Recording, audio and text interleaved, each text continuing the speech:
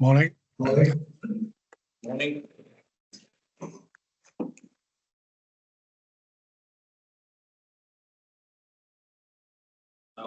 Like I said,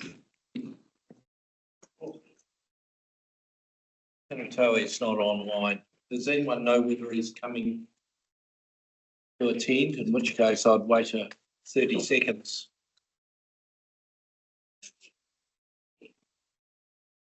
Let's not wait for him. Who's his GG or chickens?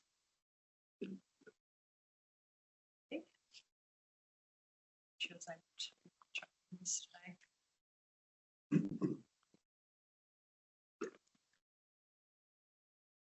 Okay.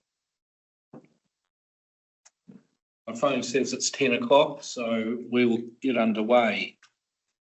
Ko-fi. Whakataka te hau ki te uru, whakataka te hau ki te tonga, kia mā kina ki uta, kia mā taratara ki tai. E he aki ana te ātakura, he teo, he hoka, he hauhu, ti hei Miromiro. Thank you. Any apologies? I have received. Sorry for being late, he's coming. He is definitely coming. Yeah.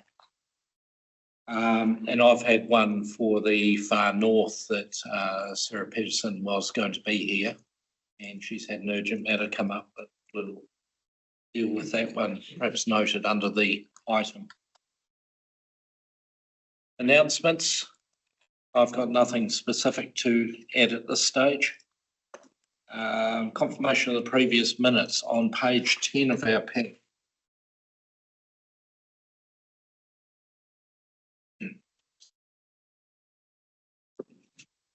Perhaps if we just do a page turn of those, if anyone's got any matters of accuracy or any matters that are not picked up in the matters arising. So of the pack, page 12, 13,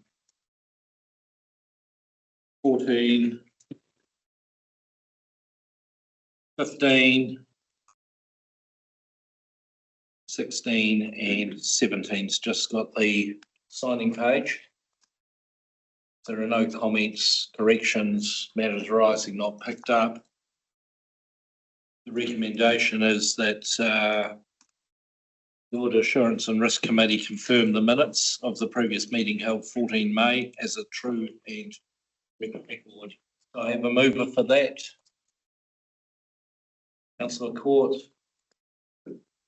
Thank you, beaten by our good mayor. All those in favour? Against, if any, carried. We've got a comment.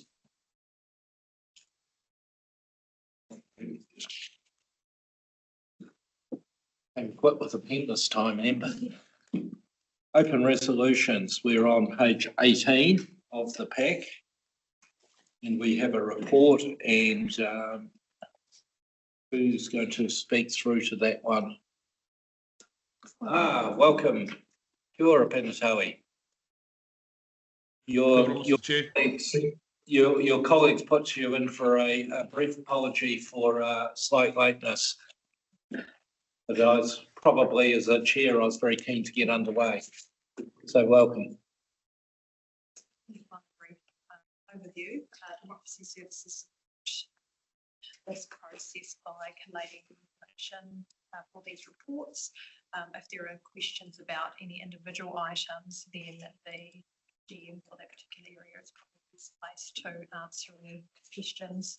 We only have one item on the open resolution report from a decision and in terms of reference update, which we've suggested and closed now that the new terms of reference here in the agenda. And the other items were part of open actions that came out of discussion at the previous meeting. And I see that many of them have been addressed forward. Have any of the committee members got any questions on any of those? I'll just say, I'm happy to move. You're happy to move? Yeah. I'm there. Hang on, Mr. Chairman. I've got one on page 20. I made a request regarding the funding. Government, we got money from central government for culvert cleaning on council roads plus vegetation. Now, this is the third and last time I'm bringing it up. And, you know, they say, oh, it said the breakdown of funding is provided in the council financial report. Well, I looked and there isn't one in regard to that item. You know, we were given a specific amount from government to be spent on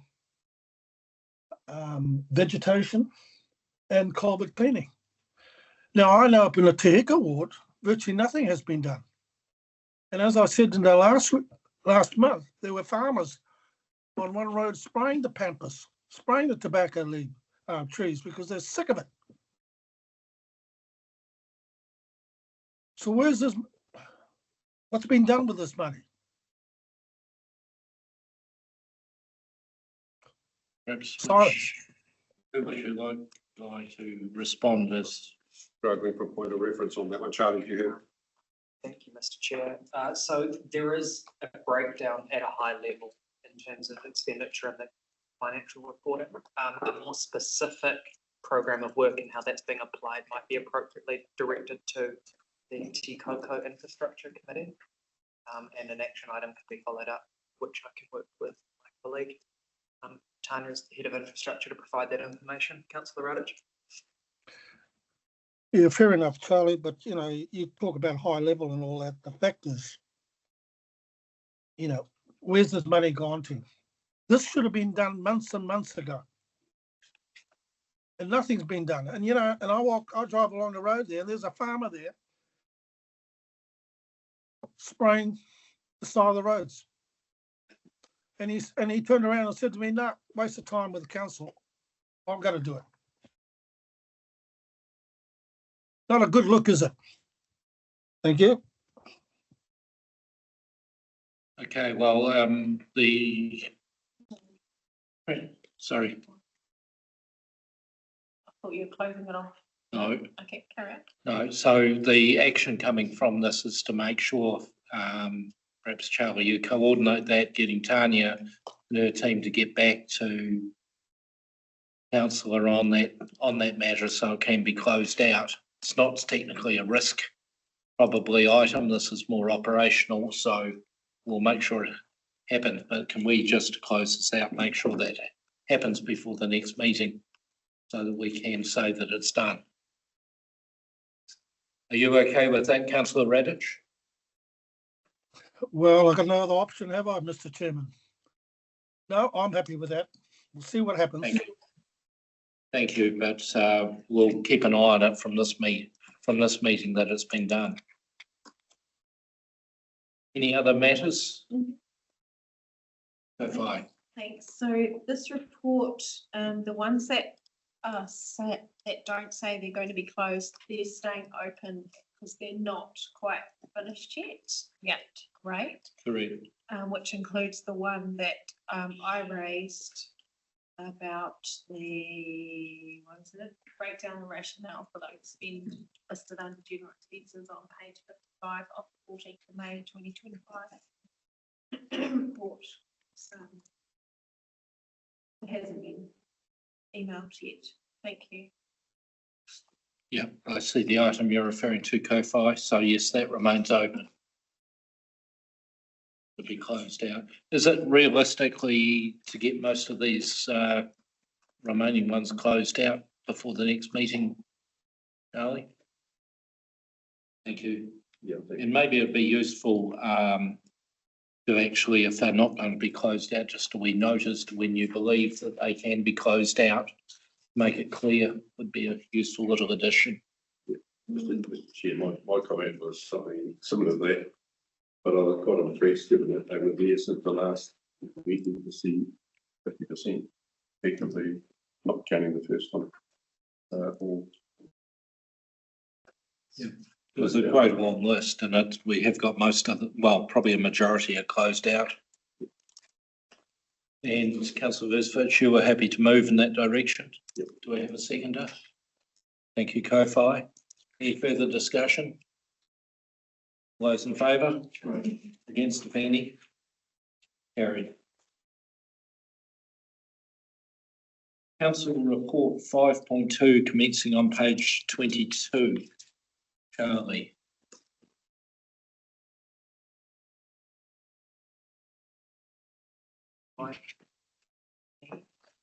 He may wish to come up to the table.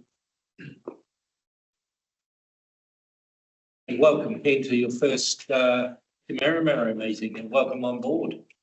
Thank you. Good to be here.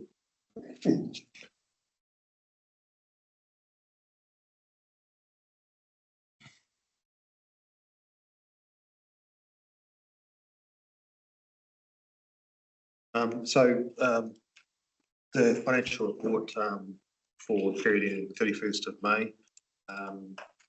Take it everyone's read it, and should I take it as being read, or would you like me to go through it in more detail? I think we can assume that everyone's read it. Any questions? Yeah, I have, Mr. Chairman. Thank you. I'll just might go in order of Councillor Court, Okay, fair enough. Councillor Radich, and then Councillor Visvich, And then me. then the mayor, our mayor. Councillor Court. Thank you. I just was seeking an explanation to help clear up in my mind, and that's regarding stormwater. On page 29, under external services, fourth bullet point down says stormwater is over budget 252 due to reactive maintenance works across the network. And then on page 32, the third bullet point down, stormwater is underspent due to delays in projects. And I was just having trouble reconciling that in my mind. And I was just hoping someone could clear that up for me. So that would be year to date, and there'll be probably a differentiation there in CapEx, but I can go through with the team, come back to you on that in the next couple of days. So cool. Okay, Councillor Radich. Yeah, Mr. Chairman, on page 31, new works, animal dog control pound, North Kaitaia, 130,000 for fencing and gates. Has this been done? I hope not. Has this actually been done? Can't say yes or no, the money's been spent.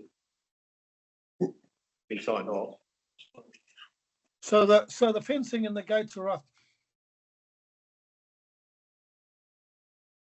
Because I brought this up with Tania late last year. I don't know if she remembers. And I know a contractor who does fencing would have done it for half that. But I got no information back, you see. I guess this is a question to be looked at by the purchasing team, and we do have a good item to potentially raise under in the PX section because of the risk of naming individual parties. We have a paper in there under. Yeah, but it's a bit too late now, Mr. Chairman, because it's, as I've been told, it's been done. So if I go into Kaitaia this afternoon and go down and have a look, that fencing would be up at 130,000. I'll give it to you bluntly, we've been ripped off if that's the truth. Okay, well, that's probably item 6.4 and PX might be a better time so that we don't risk breaching any confidences or naming any parties. All right, okay, fair enough. Sensitivity. So I'd welcome a discussion there. At this point, just to protect individuals and commercial sensitivities. Well, we're not in identifying any individuals, Mr. Chairman.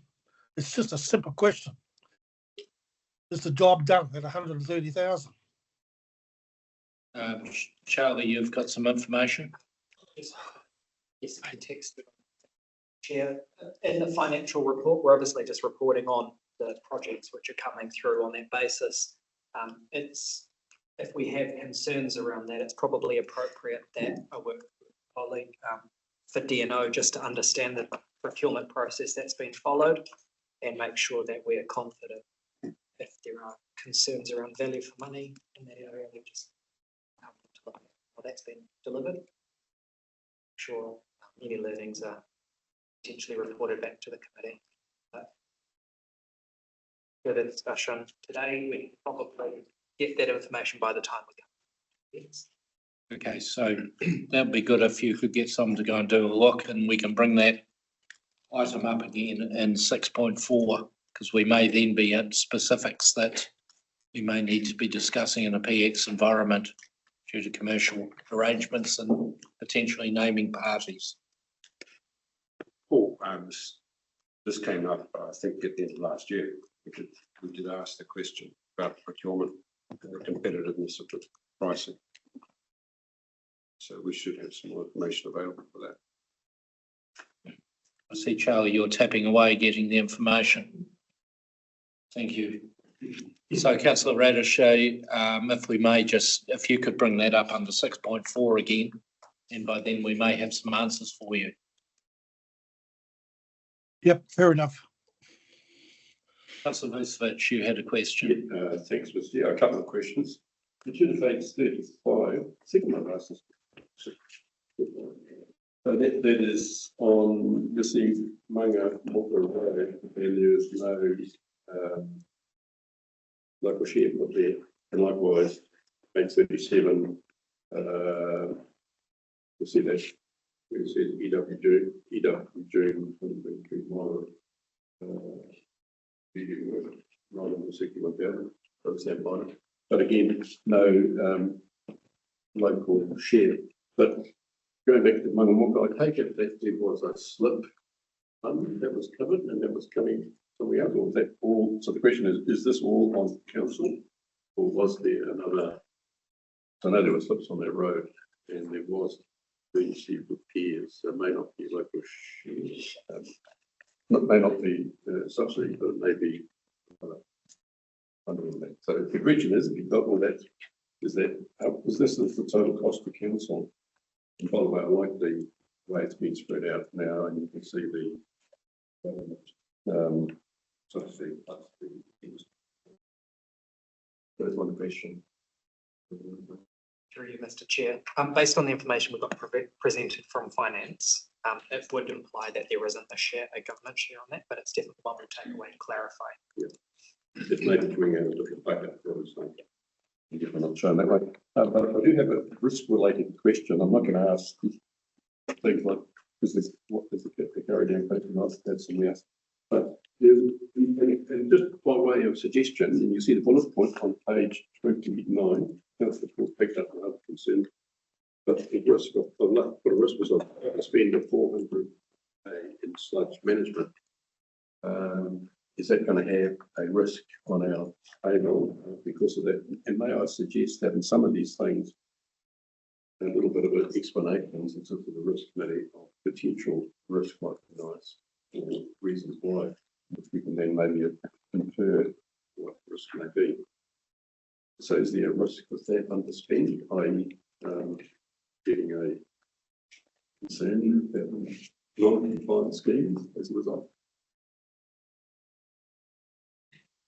After you, Mr. Chair, no risk with, no increased risk with quality with that piece of work. We have a number of things that we're working our way through, but we're not aware of any increased risk.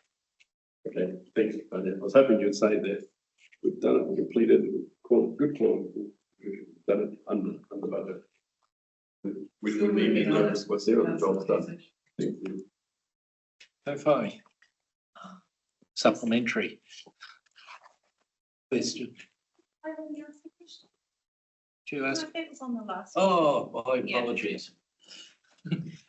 You're welcome either way. This is a real, I'm wanting to work this out myself, but I cannot get my brain to this morning. What is the amount of debt that's going to push us to the 110% or below 110%? On page 42, so the liquidity ratio.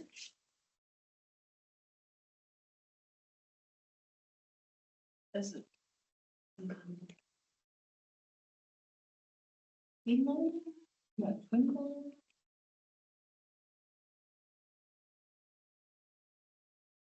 We can go through that, councillor, on this, this accounts. Thank you. Through you, Mr. Chair, just while Ken's doing it at the moment, the liquidity ratio is a dynamic ratio just to demonstrate that we have sufficient cash in the bank relative to I know. So as staff and the finance team monitor the total debt position for council, it obviously illustrates that we've got an expanding balance sheet and we need to therefore also manage. So we've got the ability to use our cash flow projections to retain cash to make sure we're not dipping into lower positions, but also to draw funding in a more proactive way to make sure we're maintaining that. So it is a balance, and that's kind of the 110% is the target ratio. And so while the movement relative to external debt might be quite small to get to that ratio, we have a number of levers to make sure that we're not managing it poorly and exposing ourselves to liquidity risk. Yeah, I'm kind of setting up for the next question under revenue recovery because we, have a 10.95% rates increase. I'm, worried about the risk of people not being just not paying less than what we're invoicing them for is going to have on our ability to pay. So how much more are we going to be borrowing to cover our? It's one of those ones where you want to get it just right. It's the three bears, not too hot, not too cold, just right. Yeah. And we've got a minimum of 110%, but if we were seeing 140, 150%, it may be indicating that our treasury effectiveness is not there. You don't want to be fat and sloppy or too anorexic, you might say, along the way. It's getting it just right. And based on the amount that people haven't paid in previous years, how much is that impact going to be? And that might be a report to come to this table at the next month's meeting. Sure. Yeah, it's surely you're absolutely right. If we're not getting paid and we're still continuing to do all the services, we have to fund that from somewhere. It's totally and utterly linked. So you're right on the money would be my take. Our CE had a question or a comment? Thank you. Maureen again, just have been working on this stuff. Page 41, our public debt. So that is just council level debt, I presume. Is there anywhere in this report that reflects the group-wide debt incorporating the final holdings drawdowns? The treasury management, that's probably a report we should actually have a visibility of because they need to borrow within our headroom. Strictly speaking, they don't borrow within our headroom, but as a risk awareness, we should absolutely be tracking. So can we incorporate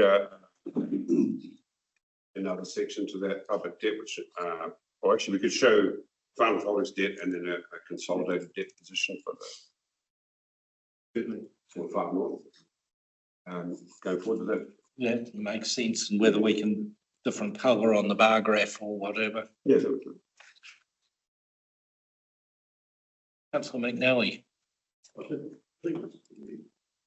I'm patient. That's all right. My apologies, Mr. Mayor. Has your question been answered or have you still got? No, still way there. A few questions, thanks, Mr. Chair. One of them is on page 28. This is just me trying to understand.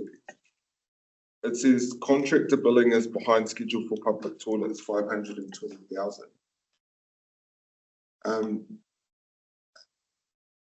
Why?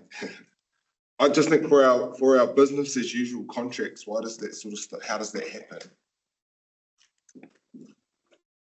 Something where like the city care or whatever it is, how do they not? Through you, Mr. Chair, that's a great. Auntie from accountsman on holiday, I don't know. It's a huge amount. It's a great question. I suspect this one is in relation to the timing in our budgets, and additional discipline is required from all parts of council in terms of making sure that the timing in our budgets actually matches the contractual cash flows. My next question is still on page 28. Solid waste expenses incurred on, no, not that one. There you go. Transfer stations are $539,000 and resource recovery is $90,000 over budget due to unplanned budget. Recycling and waste minimisation is under budget though, $425,000, though this is fully committed. I'm just trying to get an understanding on how something that we have just had come through recently is one of our big contracts that comes through, and we changed our contract up and it had a set budget and that's what we were sold. And then when I see statements like this around things being unbudgeted, I get nervous, because when we make a decision over which contractor to choose to provide services, then we factor in cost. And then when I see additional cost added on, it makes me wonder why or how or what. And there's no real explanation to go with it. And we haven't yet, but we will be tracking that through our Te Koko committee by having, like reporting lines come through there. But something like that just makes me question how something that we've just signed off through contractors then got quite a significant amount of unbudgeted funding tagged to it. Yep. In relation to that one, Mayor Morkel, it's probable that this expenditure is for the 11 months up to this period, and the new contract is in relation to the period going. But that is an assumption on my part, and I'll make sure that we expect you to confirm. Then I got two more questions, Mr. Chair. Same page. Water supply schemes are over budget 1.1 million due to higher than expected reactive maintenance. Under the, when we have unbudgeted works happening, there's thresholds for when it would come to council. All of these individually are under, is that threshold that I see here $1 million? But then together it's breached that threshold. And then I'm wondering how that works with when we, because all those little things will add up to a lot of money. It's 1.1 million, that's 1%. So at what point would we expect to see that come through, or how does that creep kind of happen? It is, as you describe it, that cumulative impact. And it's particularly pertinent that we consider this as one of the risks under the local water piece as well. We set our budget with our total operating cost at the start of the financial year. That's spread out evenly, and the discipline around that is to typically kind of look at historical expenditure and understand what that might look like going forward. Now, with the infrastructure, as I understand, perhaps my colleague Tanya can speak to this in a bit more detail, being in renewals expenditures required on it, and as it's the current state of its life cycle, these kind of risks do emerge. With regard to the question about it coming together, it's not an individual single piece of expenditure which would come to that's council, the threshold. Okay. but it is a risk, and it is something that we need to that plugs in, and this is where I'll probably be looking to Tanya to my final question, Mr. Chair, is page 38 and 39. Those are budget movements, and it's capital works budget movements. But, and I know we harp on about this, I know that we will always have carry forwards because of timing, but when we know that we need to fix the pipes in the ground and do all of the stuff across Three Waters, and then you ask us to sign off, and we ask our community to sign off such massive capital works programs and budgets to do the actual work, and I see the actual work not done and it's shifted, it makes me for want of a better word, hoha as. But then when I look at this one and see that we had $1.1 million, we're over budget in OPEX due to higher than expected reactive maintenance, but then we've got millions of dollars under for capital works for waters as well. Do we not have enough project managers to pump it through because they're doing all of this OPEX reactive maintenance rather than getting all of this CapEx work done for us, or what does that look like? So a part of that, and then the other one too is the other one that just stood out for me on that page 39 is our footpaths. And is that because that's a part of a 3-year program, or did we get no new footpaths done at all, or what? And I'm just asking that on behalf of our community boards. Like, how does something like footpaths, which is like, they sign off their program. I know if like see it come through and I get excited, like, oh, you chose this, you chose that, you chose that. Isn't it as simple as, cool, we've got the project now, take it out to tender, and so how does that one? So water and then footpaths. We've got more to share. If I can go back a little bit to the cumulative total. If it was an ordinary renewal project, we would still come through Te Koko for anything over $1 million. The reactive maintenance, you do need to have a look at what our trigger points are, because they're so reactive. There is otherwise going to be an opportunity to come here, but appreciate that another consideration that we've been discussing recently is to have an approval for reactive up to a certain amount, and then we know that we've got that ability. So that's one thing that we will consider for next financial year. So this financial year, the CapEx and the bringing forward of money, we will only ever ask for money to be brought forward if we need it to purchase something in it's something. So we're not asking, we never ask for money, funds to be brought forward if it's not stayed in the. I think more my issue is money being moved out, or the minuses. Yeah. No, it's not as simple as we're sure the project managers, in order to pass anything to a project manager, it needs to be ready. So it's yeah. If it was just project managers and we didn't have enough, we would just extend the resource that if they were ready. And then the footpaths were our conversations actually that I've had with chairs, community board chairs recently. I thought the footpaths were part of, but actually I think there's just been a gap in the footpaths. When I spoke to Chair Gardner recently, they've certainly, community boards certainly have some footpaths to be built, and once we put that together, I think we can do that very quickly. Thank you. I might just ask a question which I suspect might be sitting on Councillor McNally's mind.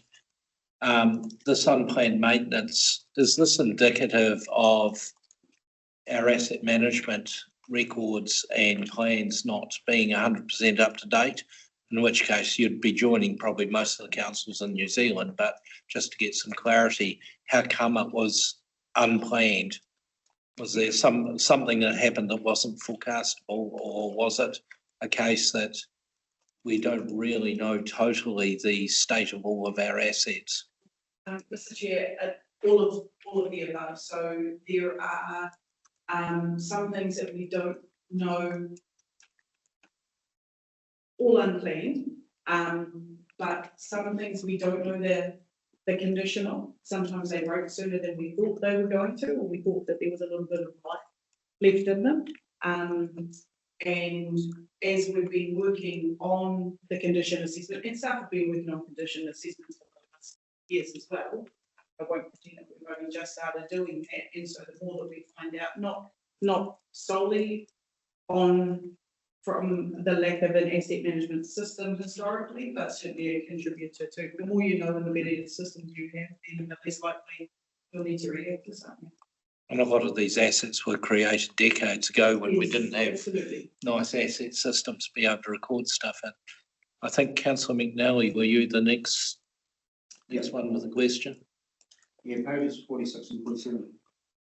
Just trying to understand how the capital spending analysis on 46 works. If you look at that's stormwater, year-to-date actual 2.6 million, commitments another 2.8. This is that. What we're trying to get at is this for the year ending 24-25? Those two figures, remember the LTP budget, is that also for just this year? Or is it the 3-year 24 to 27 period? And the reason I ask that, if we've got a stormwater through that line, LTP budget 9.5, carry forward 2.5, total annual budget 11.99, which is those two added up. Actual versus budget 22.3%, and then if you go across to the last two columns, forecast versus budget shows stormwater at 94%.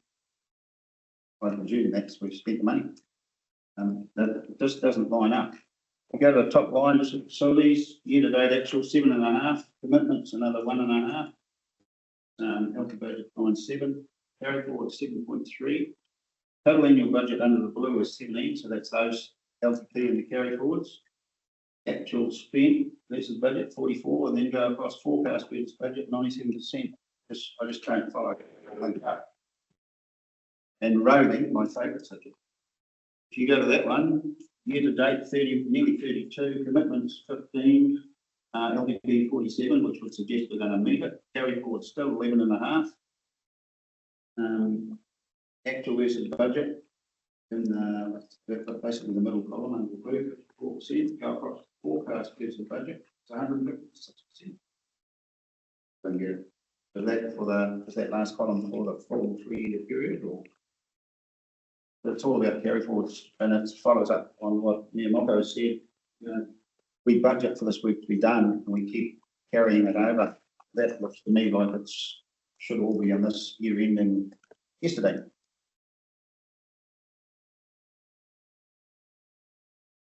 From the team would like to respond on that one. So I'm doing deep dives at the moment on all our capital expenditure and operation, line by line. I'll come back to you with a more detailed answer on the categorisation of the costs in there, and I'd be more comfortable completing that before I go on the record. That. Only would I be putting you on the spot if you may have some comments on that? Thank you, Mr. Chair. With the forecast versus budget column is, what do you think of the original, what percentage of the original budget are you saying will be spent by the 30th of June? That's what that column is. So if you moved a $10 million project out and if a project was to be moved out, but the budget is not moved out, it will demonstrate that you're still on track to spend 100% of your budget. Does that make sense on that last column? So if you're moving a project, we really need to move the budget to demonstrate that we're not going to spend 100% of what was planned, we're only going to spend 90%. Okay, so on the road district facilities, Yes. 97%. That will be 16,592 divided by 17,035, which is the annual total annual forecast divided by the total annual budget. Correct.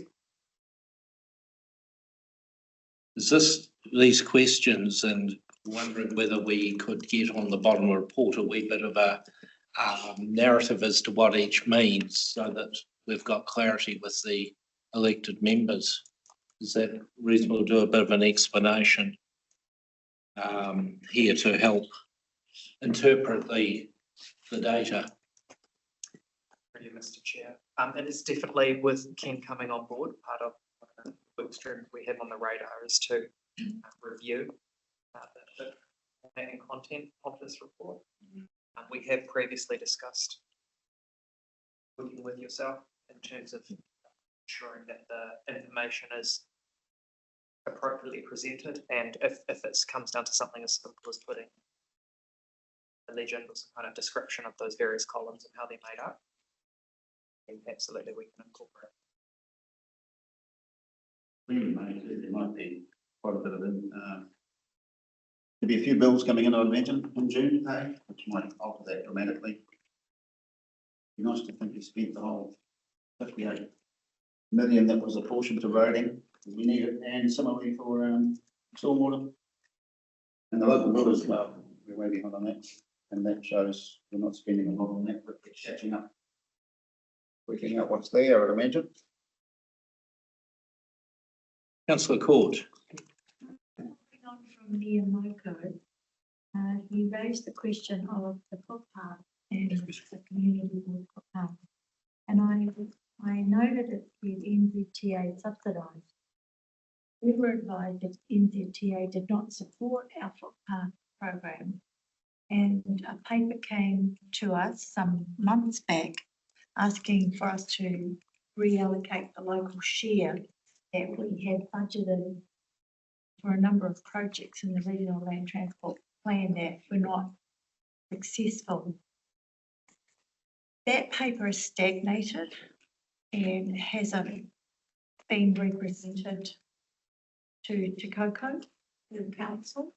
We really do need to uplift that paper and bring it back to the table because there is millions of dollars in a local share. And I'm not sure, given that we're now in the new financial year, whether those budgets have carried forward.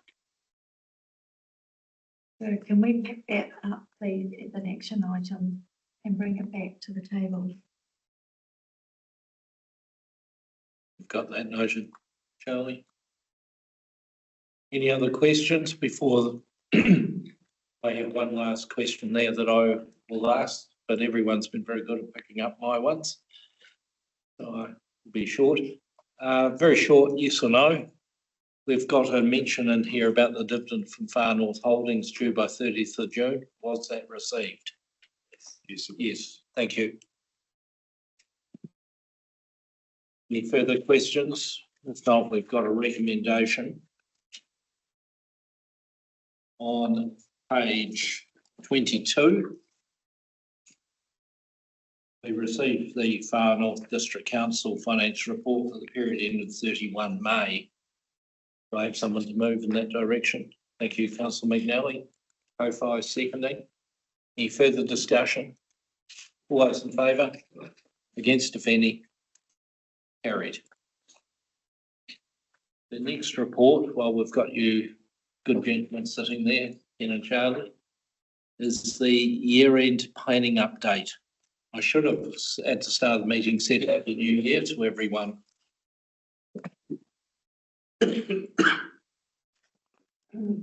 So I'll leave it to you to. Yes, so just make you aware, thank you, Councillor Ford, there's a typo on there, it's my first report. I was used to working in multiple years, my previous job for that. 23-24 financial year, October the 30th, 2024 to 2025, 31st of October 25. Just to note that that we're committed to delivery.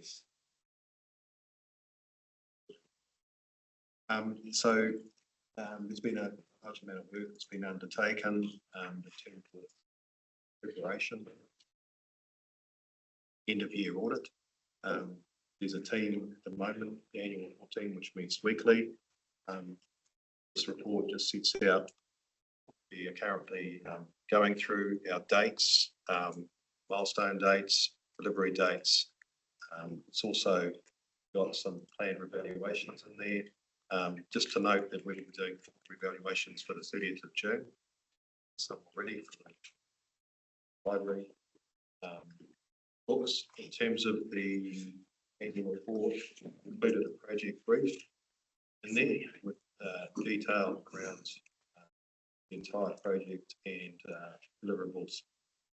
So if there are any questions that you wish to ask. Kofi, I think you had a question. Yeah.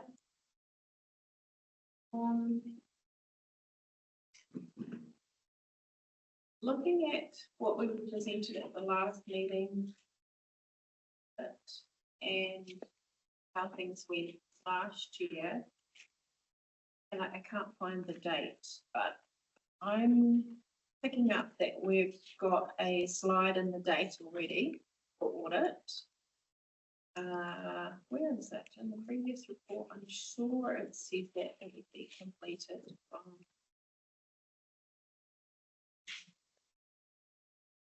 goal was to have it done for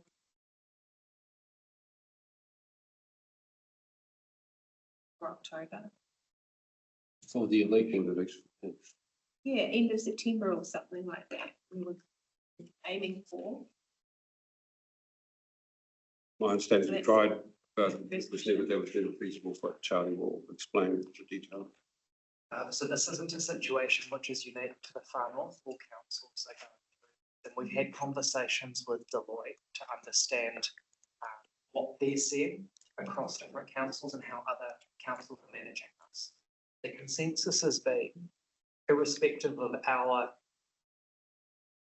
willingness and drive to meet that deadline, purely on an audit resourcing perspective, it's going to be unlikely that we're going to be in a position to have a fully complete, endorsed and consolidated set of accounts following final holdings completion of their audit by a time which is going to elected members, the current members are going to be in a position to approve.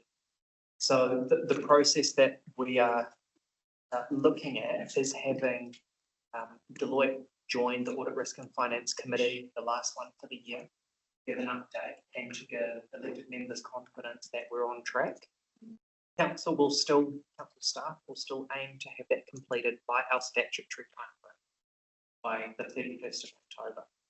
However, because of the date of the election and the change in governance over that period, we will be working through trying to convey as much confidence for the incoming council to be in a position to sign it off. We had also queried whether it was within the delegation of the CB to sign off on behalf of council, and I understand that it's not, so we will need to be communicating freely and making sure that you have that independent insight from the lawyer and McGlynn as our independent chair to give credibility to the process. I'll not talk more about that because I'm sure Michael might have more to add. I'm going to go to my next point. The council has made some significant cost cuts over the last year and 18 months. And Councillor Court just mentioned that we've had a report around our transport local share stagnate. Are there any other staff, we know that there is a staffing, department issue with transport. How are we going to ensure that audit gets the answers that it needs going through this process? And are there any other unforeseen circumstances that you've planned, how have you planned for the other unforeseen circumstances like key staff going off sick, severe weather response or a cybersecurity impact? Mr. Chair, so in terms of staffing changes and the deliverables that are due to finance, so finance has a very, very comprehensive list of all of the inputs that are required from across the organisation. We've looked at that list and we're working with the CB in terms of identifying how they will be delivered within the time frame that we've got. Yeah. And just in my experience, an annual report adopted, was it in a new year?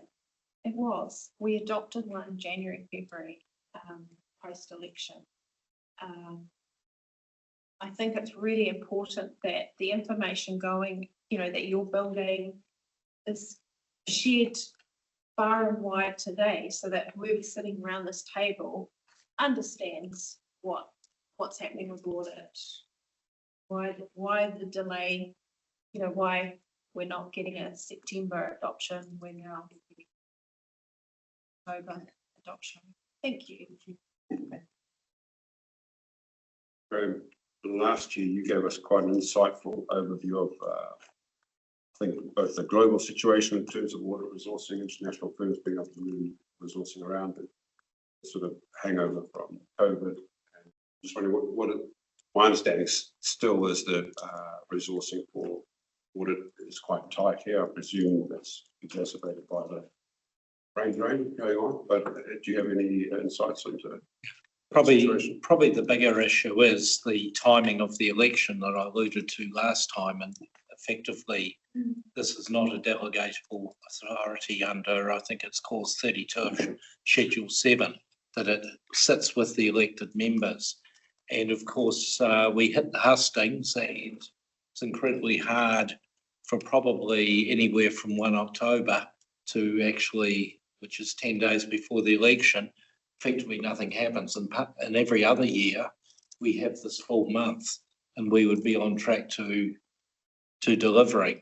And every council is in the same boat. So the auditors are being placed under more and more pressure to be able to try and deliver, to take a month out. And if we think that we've got, balance date was yesterday, the finance team's then got to reconcile everything, get all the base work done. Auditors need to come in for their interim work, get that through. There's got to be resolution of queries, and we're just one council, but when you multiply up across the industry, that puts unrealistic expectations. Personally, I believe that left and right-handed government was not talking particularly well, and having an election date of, say, 11 November would have been a lot more sensible to allow councils to do it, because if they can't sign off by and be complete by the end of September, they're probably going to go in breach of legislation unless we can get council reconstituted after the election and go through a process and have a special meeting right on the end. And there's going to be, hopefully not for you guys' sake, but hopefully we're going to have good continuity. But if the election turns as a whole bunch of new members, that may be incredibly difficult for us to achieve. So if there's anything you guys can do at local government New Zealand level to actually recognise this clash that's hitting us and every other council, that would be awesome. So that in 3 years' time, we don't have that problem by changing the dates around. But we seem to have a pattern in New Zealand of having general elections and local body in October. But it doesn't really work from a business point of view. So I think it's the deck of cards we've got. We've just got to get through. People like myself and the staff can provide some level of assurance. We've got a meeting in September on 15th, is it? Let's go back and check my schedule. 16th of September, and we'll be looking at that meeting to try and get as much view. If necessary, we could have a one-purpose audit and risk committee, depending on how that pans out, just on Teams one, just to really have that knowledge shared from the auditors for those that are coming through, to be able to give some assurance on where things are at. And some councils aren't purposely doing that and having an audit and risk committee in that week before the election, just to record the position in case there is so new people can come and pick up from. I think it's going to need to be included in the induction program. Yeah, bringing up stage, and we will have to train a whole bunch of new audit and risk members, but this one is rather off the moment if we're going to have is it the 31st of October, which is the last date under statute that we can do it. So there is going to need to be quite a steep learning curve if indeed we get quite a different composition. So to whoever is the incoming mayor and setting up committees, there may need to be some interim appointments, because you're probably not going to be able to act for probably to the 25th or 26th of 2 weeks, isn't it, before the results are declared? With STV, usually 2 to 3 weeks. Yeah, 3 weeks last time. And we've got a real problem if it's 3 weeks, because it's going to push us past This where councillors aren't sworn in until November. Yeah. That's what I had my hand up for, was your date of you're going to have to do it in the new year. The new council will not be able to sign this report off. Okay, my encouragement then would be put full note disclosure that the council has not met its statutory obligations and the reasons why not, and make a point of it. The other thing too, sorry, Yeah. that was just the one I picked up on roles and responsibilities on page 53. That data is not achievable unless you look to Asia. I don't see how you'll be able to do that when usually you don't set up committees themselves until your December meeting. Your first meeting in November is to get the Auditor General talking to about conflicts of interest and swearing in and all that sort of stuff. And that's overwhelming enough.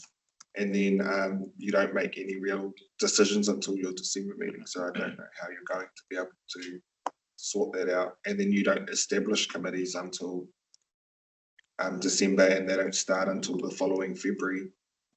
We had all sorts of dramas just trying to get our ERC up and running in that short time. The other thing too is that I just picked up was that was the main point, but just on key deliverables on page 52, we had agreed that, and I don't know, and to be fair, I don't, it's not a thing, but the message from the Mayor and Chief Executive was supposed to be, for our last annual report, it was separated out, but for annual plan this year, it got put back together. And then, I don't know if this is a comms thing, but you guys get it to us so late, there's no just choice there to even say no, you just find it on, right? Or someone give the Mayor a deadline so they know to get something back by a certain time. Otherwise saying, sorry, I need this by tomorrow. How? That's not enough time. So that's slipped for annual plan. I don't know if it should be from the Mayor and the Chief Executive or if it should be from Council. I don't know all that, but I just picked that it's just gone back to that. And I don't know if it's because it's just easier for comms to just pump out one or what it is, but we had an agreement that just was never written down, and this is the person who's seen it written down, so whatever that things look like. And then just my question was, this is our annual report's not going to come out in time. That is, for whatever reasons, unfortunate in an election year where people will be expecting to see, because they're choosing a new council, the track record. And so that's what makes the pre-election report all the more important, to make sure you get that information in there for candidates to be able to see. So I guess, I don't know, I know times are tight, but my frustration is this is something that we will not meet statutorily, which reflects poorly on incumbents, whether or not you're standing in, right? It's something we've missed that we're meant to do, we're not going to do. And I think people should be able to see what has happened or when they're choosing. So that's why that pre-election report is going to be very important indeed, to make sure that that information is provided to give people of the far north as voters, but also as candidates, the formal scrutiny that they deserve to be able to look under the hood and see what's going on. And I think that was it for me. Oh, sorry, and the last one was, we were late. Our last council was late. So I was the Mayor who signed it off, but it was Mayor Carter's report. So we had both of us. So because of that, it will be the next Mayor that actually signs off this. And given the 31 October date, that's way too tight. So you have to give that Mayor and that council more time. Could you just, from Charlie, I guess it's the Corporate Services Manager, is it worthwhile approaching our auditor / the Office of the Auditor General is ultimately our auditor, to ask for some guidance and say, and make the point that because of the timing that has been decreed, this is placing us in a position where we find it very difficult to comply with the legislative sign-off for all these reasons. And is there any OAG guidance available for how to manage this situation and what is acceptable and what is not? And just start making some noises, I guess, about this. The realities of everything that co-fired Mayor Moko's said is absolutely on the money. And it's just difficult. My personal view is that we just need to front up and own it. And actually say, look, we weren't consulted about when the election was. And it does make life very difficult. Councillor Court. In New Zealand, elected members of local councils remain in office until the new council is officially sworn in following the declaration of election results. This period between the election and swearing in is often referred to as the interregnum. The outgoing council members stay in office and can continue to undertake official duties. To ensure continuity of governance during the interregnum, the outgoing council or specific members like the mayor or deputy mayor may be delegated the power to make decisions. So I think what we need is perhaps some definitive legal opinion, because I'm reading off the election website. You're not going to make my word. I think you need a definitive legal opinion, and that gets around the timing issue. You don't get paid, by the way, just saying that. Which may allow us to use that 31 of October date. Do you want to just factor that in to the question, and let's get a definitive answer? So, Mr. Chair, appreciate the insight there. A little bit disappointed that we've had the conversation with the auditors who are familiar with this process and it might be new to them, and this hasn't been raised, so we'll certainly look into it, make sure it's incorporated, specifically with to the decision-making ability in that period. maybe with you send it in and send it to the second manager, also at the OAG. I can see standing there and I've just had a mind blank who it is. The name. Laura Cannon. I think it's the sector manager for local government at the OAG. So maybe you send it both ways to say, look, this is a problem. What is the accepted method of doing this? And is there any ability to use the reference that Councillor Court's just raised to solve this off? Or is it a case that we just have to face it, that we're not going to get signed off until committees and everything are all done and everyone's comfortable? It could be December or January. We check whether that's like the same as delegating to the CE, because I would consider it a significant decision that, you know, what was the term used for councillors in that period? Interregnum. Yeah. The condition that signing off the. Yeah, and I think Schedule 7. Would be allowed, but somebody with a legal qualification can confirm. Maybe our Carla, are you in a position to? I'll look into it back. Sorry? I'll look into it, report back if you like. Yeah. As with most legal things, I think usually the answer is it depends, doesn't it, Carla? Yeah, it depends on subject matter. So let's actually look for a way forward on this and report back at the next meeting with a paper with hopefully some definitive answers from all corners, which hopefully converge to a single response. I think those are very good practical questions. Any other questions from members on this paper? If not, we have a recommendation on page 48 that this committee receive the report relating to the year-end planning for the accounts. Do I have a mover? Thank you, Councillor Vesvich. Seconder. Thank you, Kofi. Any further discussion? All those in favour? Against, if any? Carried. We have health, safety and wellbeing report commencing on page 57. Only that doesn't appear to be the right page number, does it? Yes, it is. My apologies.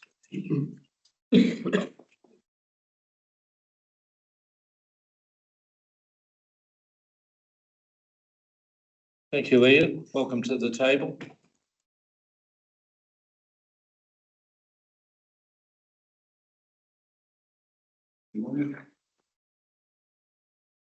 Thank you for your comprehensive reports. Any matters in that you wish to highlight for the elected members? Great today. Questions? Any? Yeah, That's the first thing. Yeah, one question. Psychosocial hazards. It's been head-faced. It pretty much covers everything, though, doesn't it? What I appreciate a bit of the definition of that, but I do wonder in terms of what impact all this is having on the workload, because I see the training to be done. And certainly in the training, I'd expect to be going through all of that. And one of the aspects of the training would be to make sure that staff are aware of where they could go if they are finding stress levels rising or they need help. I'd also expect that as an staff employed, there is also obviously there is also a need for staff to take responsibilities as well for their own health and well-being. But they'll need the knowledge to know where to go should they be overworked, which is one of the things in the definition, or poorly managed, inadequate rewards, recognition, or lack of clarity of the roles. For the former yes, excellent. But you want to comment on that? That's all been covered in the training. I'm a bit concerned about it seems to be open-ended and just how much cost you could be facing. So, yes, you're correct. Psychosocial does cover the whole of the organisation, every activity. It's one of the critical risks that is experienced by every single member of the organisation. Services we offer are EAP, the site called My Everyday Wellbeing, we've got advice, and then we've got wellbeing advocates. The information is available to all staff through our TK3 page and goes into detail the psychosocial job safety analysis document that you find from the TK3 page. Our EAP bill for this year is high. EAP service is available to every member of the organisation should they wish to use it.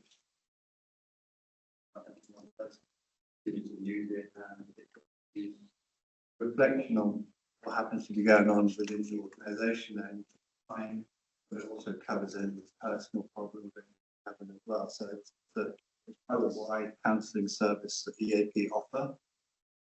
From a budgetary perspective, and it sits in my budget, I have no control over who does and doesn't use the service, and so how much that bill might be at the end of the year. The next quarterly data report, which I'll be starting tomorrow, because we're in the new quarter now, we'll be doing a bit of a deep dive into the EAP side of things, including some of the statistics that the EAP dashboard provided us now, which is new. And also, I'm going to do a review. I'm just going to spend per month last year and this year to get a handle on how that's looking. That's your question, Councillor. Thank you, and I can comment from my experience elsewhere that those EAP dashboards are actually quite revealing and would be very good in your next report, because I'd noted down on the side of mine, have we had an EAP dashboard recently to give some insight about where it is. Dashboard for Africa. There's some, yeah, please filter them for we only want to see the gold, not the rocks and the other stuff in the process. We have questions, councillor Court. Ian, I see in the report that right down the bottom, it says following consultation with staff in 2023, 6 critical risks were identified. Is there a period when you come back to staff and revalidate those? Yeah, so ideally we do a 2-year rotation. So we work on that plan, do, check, act business model. We did a consultation to arrive at those critical risks. We've now spent some time writing the appropriate policies, standard operating procedures, risk assessment, PSAs associated with mitigating any risk associated with those critical risks. So once we get all those in place and have them reviewed, we're happy with them, then we would hopefully by that time then be back at the beginning. Go fine. Sorry, I was out of the room when you started, Ian, so apologies if you already talked about this. On table 3, the page 60, threatening behaviours at one particular service centre.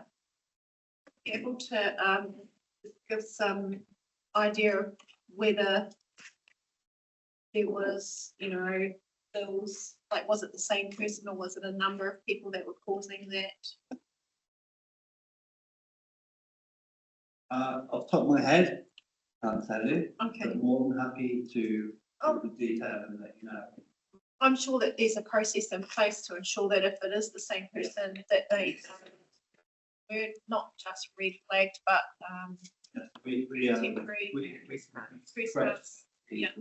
And it is a common thing across, particularly in our libraries, get to know the same faces. Yeah, I was really surprised to see this in Kawa. Yeah.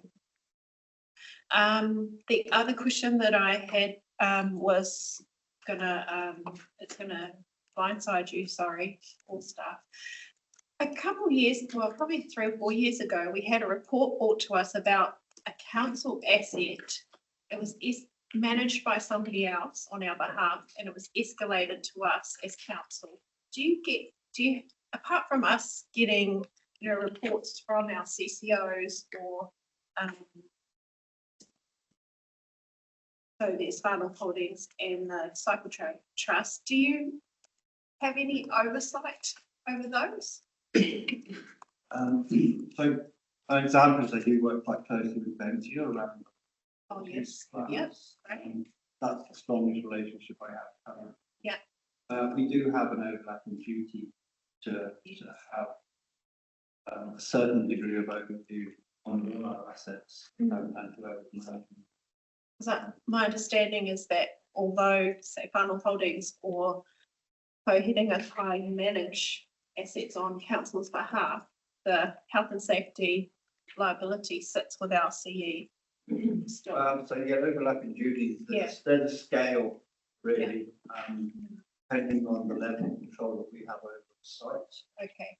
So we've got a site that's entirely contracted out and managed by another organisation, and they're doing everything. Yeah. Like Final Holdings, for example. And you find that overlapping duty will sit 9/10 of them and 1/10 of us. Yeah. So we need to sort of have those conversations and know what's going on, but we don't have a massive duty. Yeah, okay. We get or risk level, should I say. Right. we do get good reporting from them. So the roading contractors have their health and safety in their reports, which is really helpful. I think we've only had 2 of city care, so I can't remember if health and safety is even in there. But the other one, so Kohiringa, I think we only get 1 report a year. what is the mechanism if there is a risk for this council, for us to be made aware? And it might be it might be the cycle trail champion of staff that needs to answer that question. So generally the staff member who's, is the engaging officer really of that contract to be engaging with the contractor Okay, around that, and then health and safety reports that are significant. Those terms should be written. And then the project manager might be for that contract and put it in the future. So it's not a process we've got nailed at the minute. We spoke with you, thank you. but It's in your brain. and I'm working on it. Okay, You know, I've got people like Aaron Riley, for example, you know. yes, And he's really coming on board Yeah. for that kind of thing. So that's where we're at with it. okay, thank you for that, Ian. Thank you. Any other questions? Actually, a quick one. Obviously, Farnham Holdings in their quarterly update table a health and safety report. Do you have interaction with them to oversee that 1/10? Obviously, they tell us they have more complex health and safety issues with the airports and marina. Yeah, the reality is, with the resourcing that we have, don't have time to do the level of auditing that I would like to do. And with a company like Farnham Holdings, I would really only be sort of expecting to do audits of a site with them, you know, that we joint site with any of the assets that they manage. So I don't have the level of interaction with them. So currently, we don't do any audits with them. No. Okay. Can you make a plan for us to do so if you need some external resource support? But I think that's probably a gap that we need to It is a gap. recover. Thank you for that. Thanks, Ian.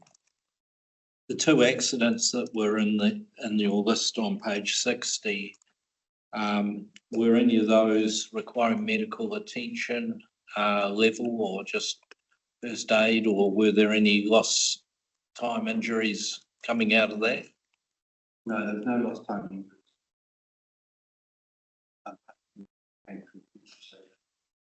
So, should an incident, an accident be reported, lost time injury, as well as my quarterly reporting and my afternoon reporting, the team also receive rectification.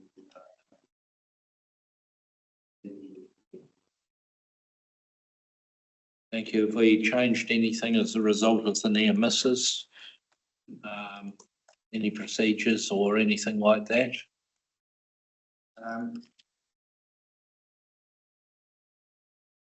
Not that I can think of. Should we have any I changes? think that the fact that I don't have a response to that question suggests to me, because we get a lot of incidents coming through, they didn't require anything, but again, dig into the detail in the fact. No, it's just, I guess these are things, what can we learn? What can we learn? Yeah. Yeah. I've got certainly no other questions. Any other elected members online? No.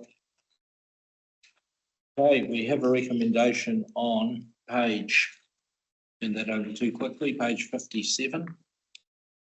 Do we have someone's happy to move? Thank you, councillor Versfitch. Second. Thank you, Kofi. Any further discussion?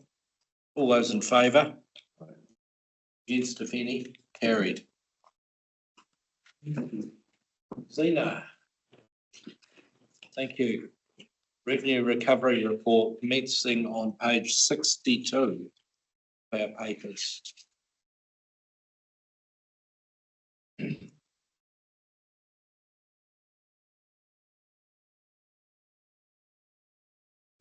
Zena, I'm not sure whether you heard Kofi's questions earlier in the meeting regarding the impact onto our cash flow, liquidity, etc., of our the current economic climates, the increase in rating and that sort of thing. But maybe if we've got any comments in that area, that might be useful.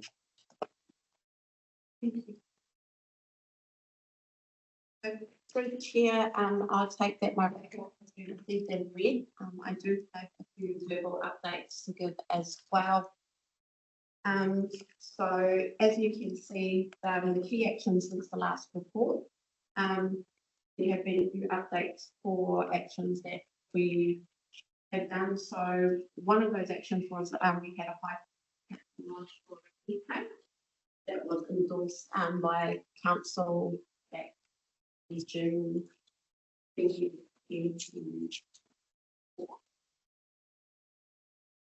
So we have been working with our external law practitioners and the local real estate for the sale of that property.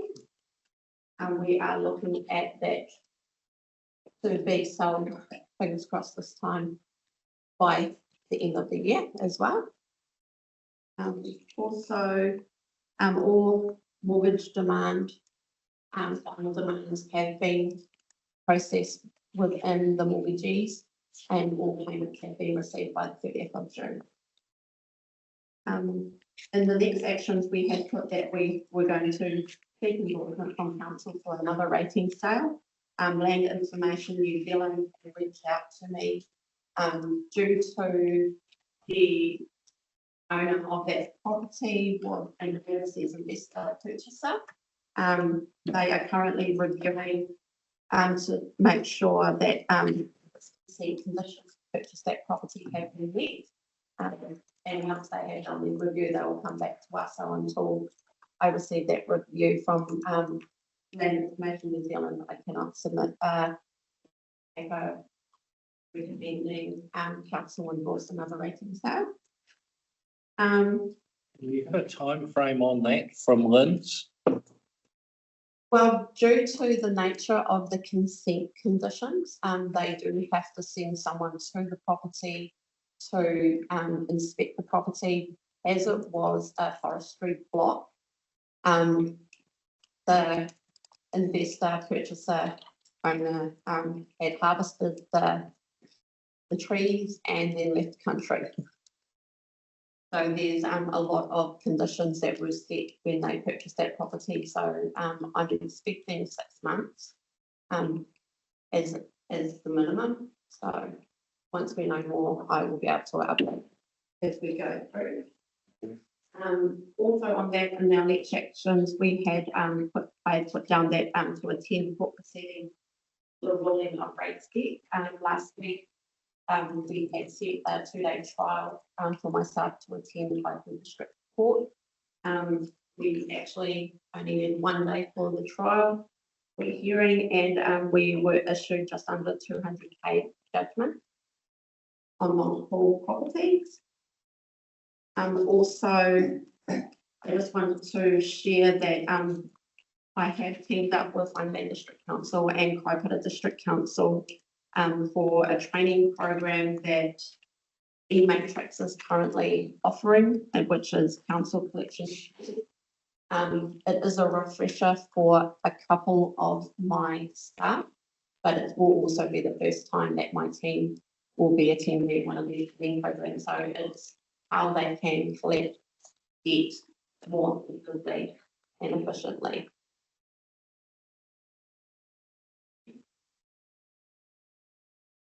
Any questions we have of Zena?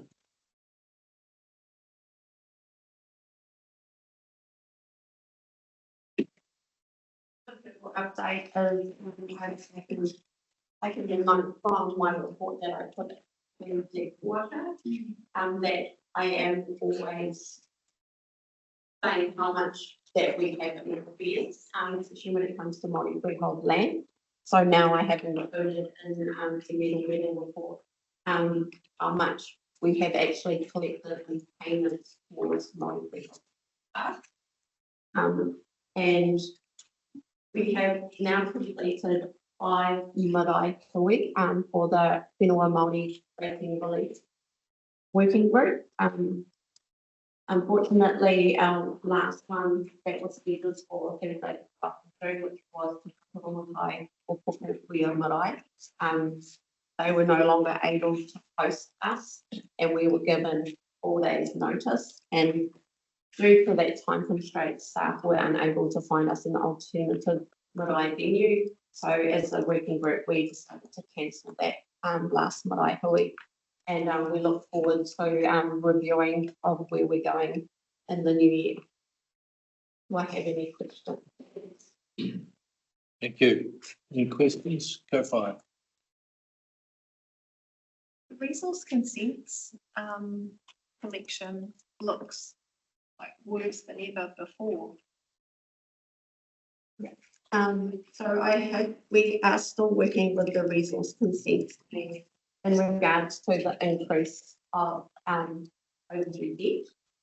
That falls within the sundry debtors.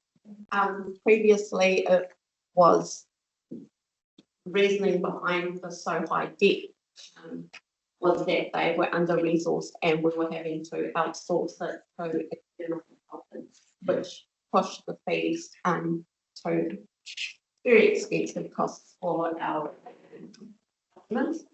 Now with them having a full team, they are actually able to process a lot more resource consent applications through the system. We are looking at trying to resolve that. We have gone down this road before to look at if we can withhold consent until the consent has been paid. I have been working with Chantal, who is now the acting team leader of that team, to look at if we are able to do that. I know previously we did go down that road to have a look at that.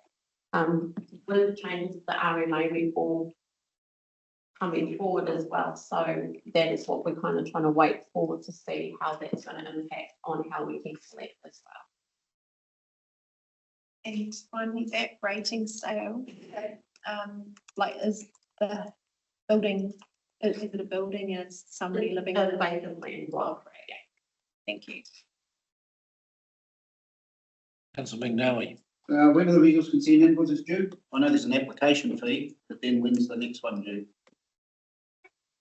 When are the resource consent invoices due? So when they are issued, they are due by the 20th of the following month. So the application has to be paid before you proceed, is that right?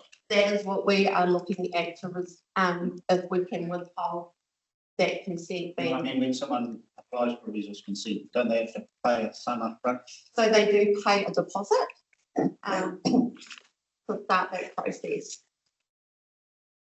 So when the resource, so you're saying that overdue debt is the resource consent is issued and these are arrears they haven't paid. Yeah, so as soon as it hits the 20th from the invoice being issued, it becomes overdue. Okay. The next question I had was on page 65, you've got quarter 24-25, and all the dates on your table are 23-24. I don't follow whether 24-25 figures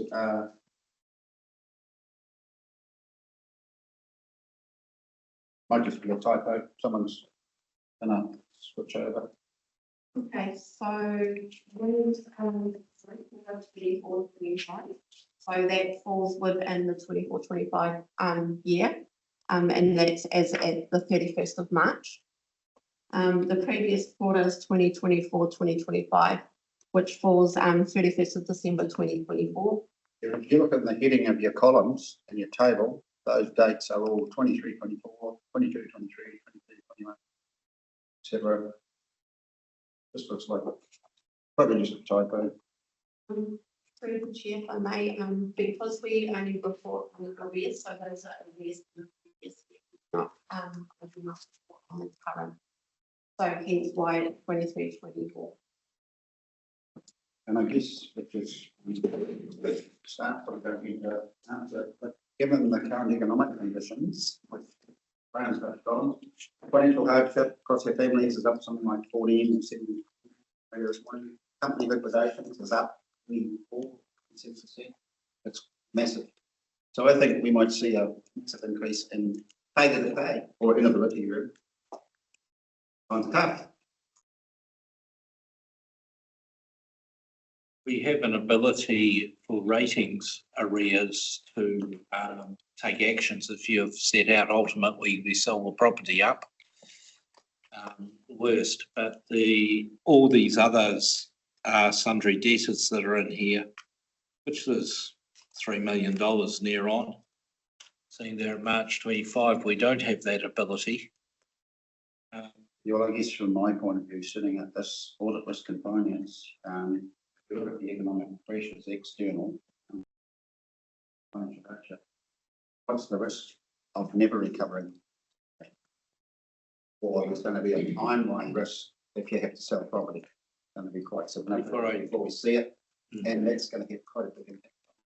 Before I turn to Charlie, to just finish the point that I was about to make, which was, do we have processes in place to realistically estimate our impaired debtors that we have within here that we may never attract? And that, of course, will be a charge through the P&L and will ultimately impact our ratios and covenants and everything else.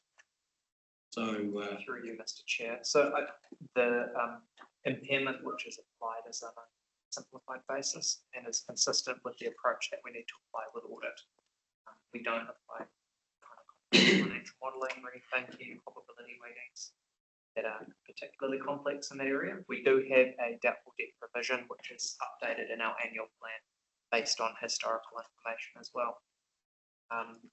But not to say council staff, particularly Zena's team, work very diligently trying to ensure that ratepayers, when they are finding themselves in circumstances, are fully aware of the tools that are available, actively encourage the application of rebates and things where they're eligible, and setting up payment arrangement plans and kind of thing as well. Notwithstanding, we are seeing a trend which is reflective of the financial circumstances. But the team do take active steps to assist ratepayers where possible using tools that are available. thank you. Yes, with the using past metrics, given the point Councillor McNally raised, may potentially understate the risk that we have of not collecting the money, particularly in the sundry area.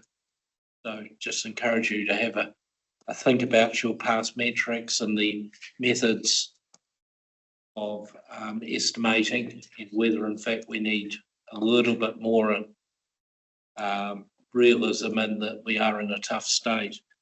Also encourage if there's ways that we can stop them happening on some of these services and having them on a cash on delivery basis or a cash up front for resource consent, because we've paid for the staff that have spent their time and skills processing these consents, and the general ratepayer of the community is funding those people rather than the specific person.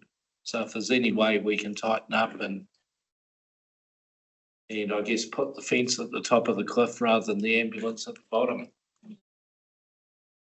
be excellent. And just linking into Kofi's point, this all impacts our liquidity percentages. Any other comments? We have a recommendation on page 62. Do I have someone who's prepared to move in that direction? Thank you, Kofi. Seconder, Councillor Visvich. Any further discussion?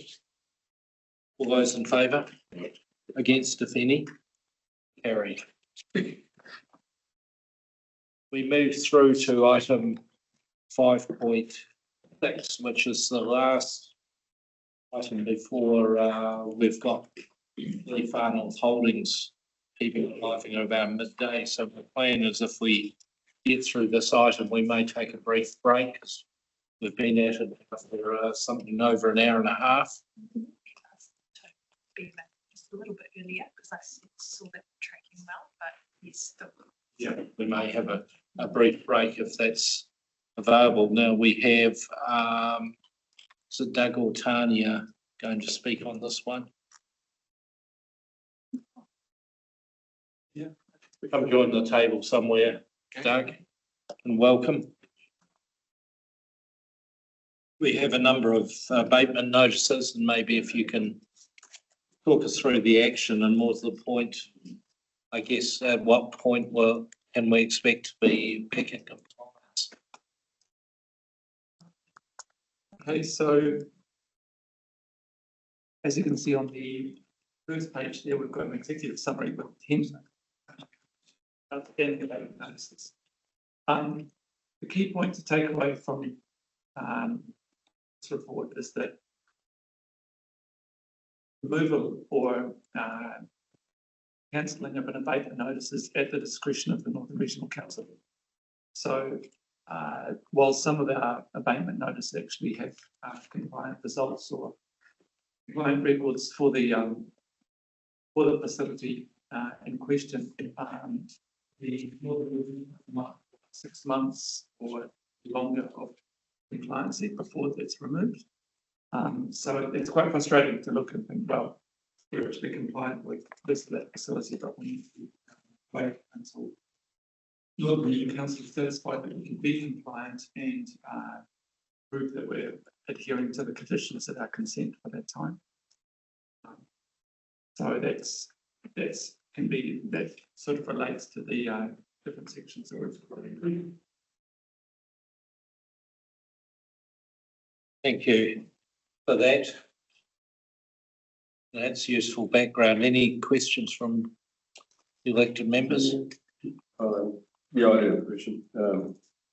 Thanks. Thanks, Doug. So Coco has been coming up, there's 3 highs there, and I know one of these will be coming up for some time, and I noticed we're not spending our budget in this area. To be honest, I'm a little bit frustrated by that. We're not actually getting on to. Coco has also come up, ranked high for environmental impact. I'm reading from page 73. Environmental impact and the condition of the constructed wetland. The Coco system doesn't really have a treatment plant. It's designed to have the septic tanks and the outflow gone to a wetland. It's all combined. When I read these, I'm wondering, well, why is there East London? Is that because the wetland, it says here, not being managed well? And have they dug a pond in it? This is what I get confused about it all. And I'm just wondering, in fact, I'd like from the start, maybe to leave an email just saying what really is happening with that system, because I don't understand whether the septic tanks, for example, are being pumped out, which the local people would be doing at the expense at normal, where the council's picking that up. And that's where the sludge should be, because that's where the treatment is occurring. And the outflow is simply a wetland. So Tanya, did you want to speak to that? Oh, through the chair. So Kohu agree there are 6 tanks at the property, and then the effluent, so just the liquid, is to county council. From a very. Are you treating septic that you'd normally send out in your little field thing? Yes, yes. From a very old resolution, we don't own the tanks. We do own the sludge in the tanks. So we. And everyone's individual septic. And everybody's individual septic tanks, so we regularly clean the septic tanks and pay for that, and that's in our work program. Okay. But happy, sorry, through the chair, happy to provide an. Is that reactive or proactive? Like, no, proactive. We know that we need to do it every 5 years. It's an operational problem. But so the outflow then is It's like the field that normally fits in front of a septic tank, so really it should be wetland, and I do think we have a hole there. It's not the best way to handle the wetland. So I wouldn't mind just feedback, maybe, just because that's an outline, it's not a typical sewage plant. It was designed to be a very low. Expensive one. Low cost and low operational cost. It depends on the wetland functioning well. And the former mayor of the district council,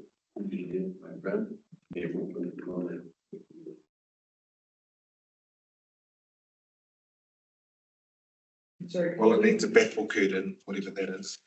So I've sent you some additional information regarding the desludging I appreciate it. and where we're at. But once the desludging is done, then the backfill curtain will go in, but happy to provide an overview of the treatment at that particular plant.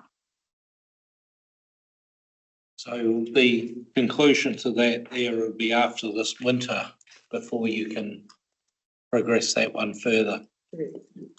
Do we have a ETA of when we believe from our end, putting aside the fact that we may have to do 6 months' time after that, that we will be actually in compliance? I would think in the summer, the baffle curtain upgrade will improve the treatment process. And that can't start until the ground's solid enough to get in there with the big trucks. So, yeah, I think summer is a reasonable expectation for compliance. The removal of this. Sorry, if a baffle curtain removes solid from the liquid, but it's a septic tank. The septic tank is supposed to do that job of a baffle curtain already. The facility takes in a lot of sludge despite everyone having Sucked out. but to what extent people are getting sucked out and how much is getting in there is. I don't know that it's assessed to the extent that all of the sludge is being held within the septic tanks. And so some of it does build up in there. And then there's also plant matter in the constructed wetland as well. That's why it's wetland. But I'm just, yeah, something's not quite going right there. Could be its age, 20 years old. Isn't it? Comes down to R&M on a regular basis. Anyway.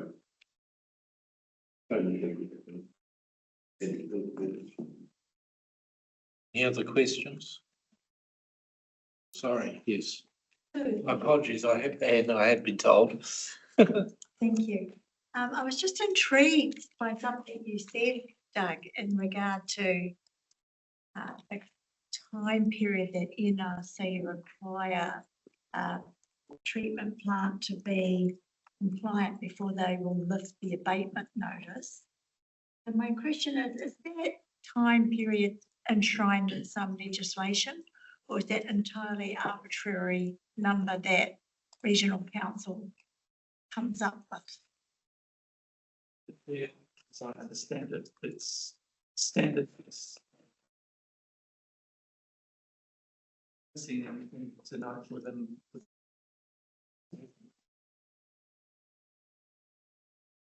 It would appear to me that we've got Big Brother breathing down our necks and you're non-compliant. And it makes us look quite naughty in the public arena. And in some cases we are. But in other cases, for example, the non-reporting at the Kirikiri Sport Complex, that's just paperwork. Doesn't mean we're non-compliant. So to make us sit there for months and months and months so they can lord it over us and tell us how we're really naughty and we have all these non-compliant schemes seems a bit mischievous to me, but that's me preaching. So we'll move on from that. My question is in relation to Pakaraka truck stop. Now, we might be responsible for it. Someone would have to test my memory on this, but I don't believe we installed it. It actually sits on NZTA land. It was put in there obviously as part of a road safety measure some time back. So trucks that carry stock have somewhere to empty their tank and they don't end up spilling some effluent on the network. I'm not quite sure what the arrangement was that made it become our problem, but it clearly is. So my question is, are we applying through the National Land Transport Fund to get the money that we need to address this, and it's not a direct cost on the ratepayer? Scott. Through the chair, the fact that we're all looking at each other would suggest that we actually don't know if we're receiving that particular funding. I think one of the things that we have looked at, more of a concern, we will find out about whether we are receiving funding from that. Our biggest concern at the moment is where that waste then goes, because it has historically been sent to a wastewater treatment plant. We've added scenarios like that into the trade waste role that we have within our group. To look at that. I suspect that that is a significant contributor, as is the local stockyards, to what looks like a well, there's a significant amount of grass and growth, or was, at the Kaikoura wastewater treatment plant, because that's what we've done. So that's the angle that we'll look at, but we will certainly have a look at the funding. We do need to pursue that, because as part of the working group for the new core laning, which is not in our area, and I also chaired the stock truck effluent working party at the Regional Land Transport Committee. They are looking to install 2 more stock truck effluent dump sites on the state highway network within our boundaries. I don't want to see the ratepayer become responsible for picking up the cost of that, if that cost rightly sits with the New Zealand Transport Agency as the owner of the asset. Thank you. Thank you. Any other questions? Thanks. Sorry, I've been told to go for it. No doubt we'll get my hand smacked later. Doug, we'll go to the naughty one first. The misreporting of the Paihia and Kaikoura wastewater treatment plant from last year.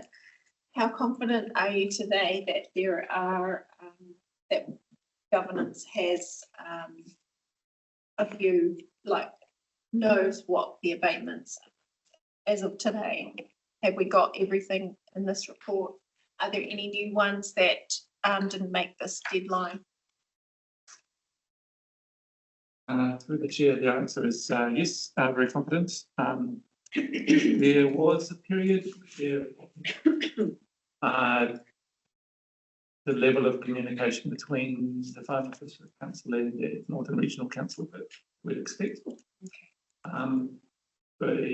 So that's we've changed and improved our relationship.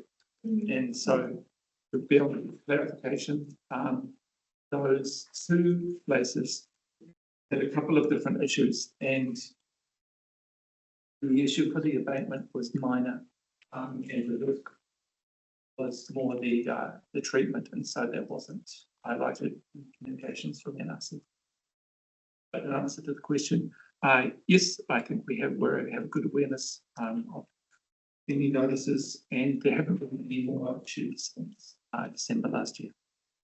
That's good to hear. There was a letter to the incoming council at the beginning of this term, because there hadn't been any much notification or communication to governance about compliance with consents. So it's good to hear that information is improved, and hopefully there won't be any missed off the report in future. Oh no, my report. Computer wants to do an update. Just coming back to the Paihia wastewater treatment plant, has there been any engagement or comms, or do you have a plan to have engagement with hapu or the community around that non-compliance? Because we have in the past have damaged relationships with hapu around the Paihia wastewater treatment plant. So if there's been non-compliance, it's really important that we re-engage to let them know. Through the chair, we haven't to date, but we can certainly add it to the water meetings that would be, or the meetings that we're having about the water treatment. Yeah, that would be awesome. Just on that note, in general, what's FNDC's approach to these breaches, even if it's minor? Take for example what is that thing? A pump station.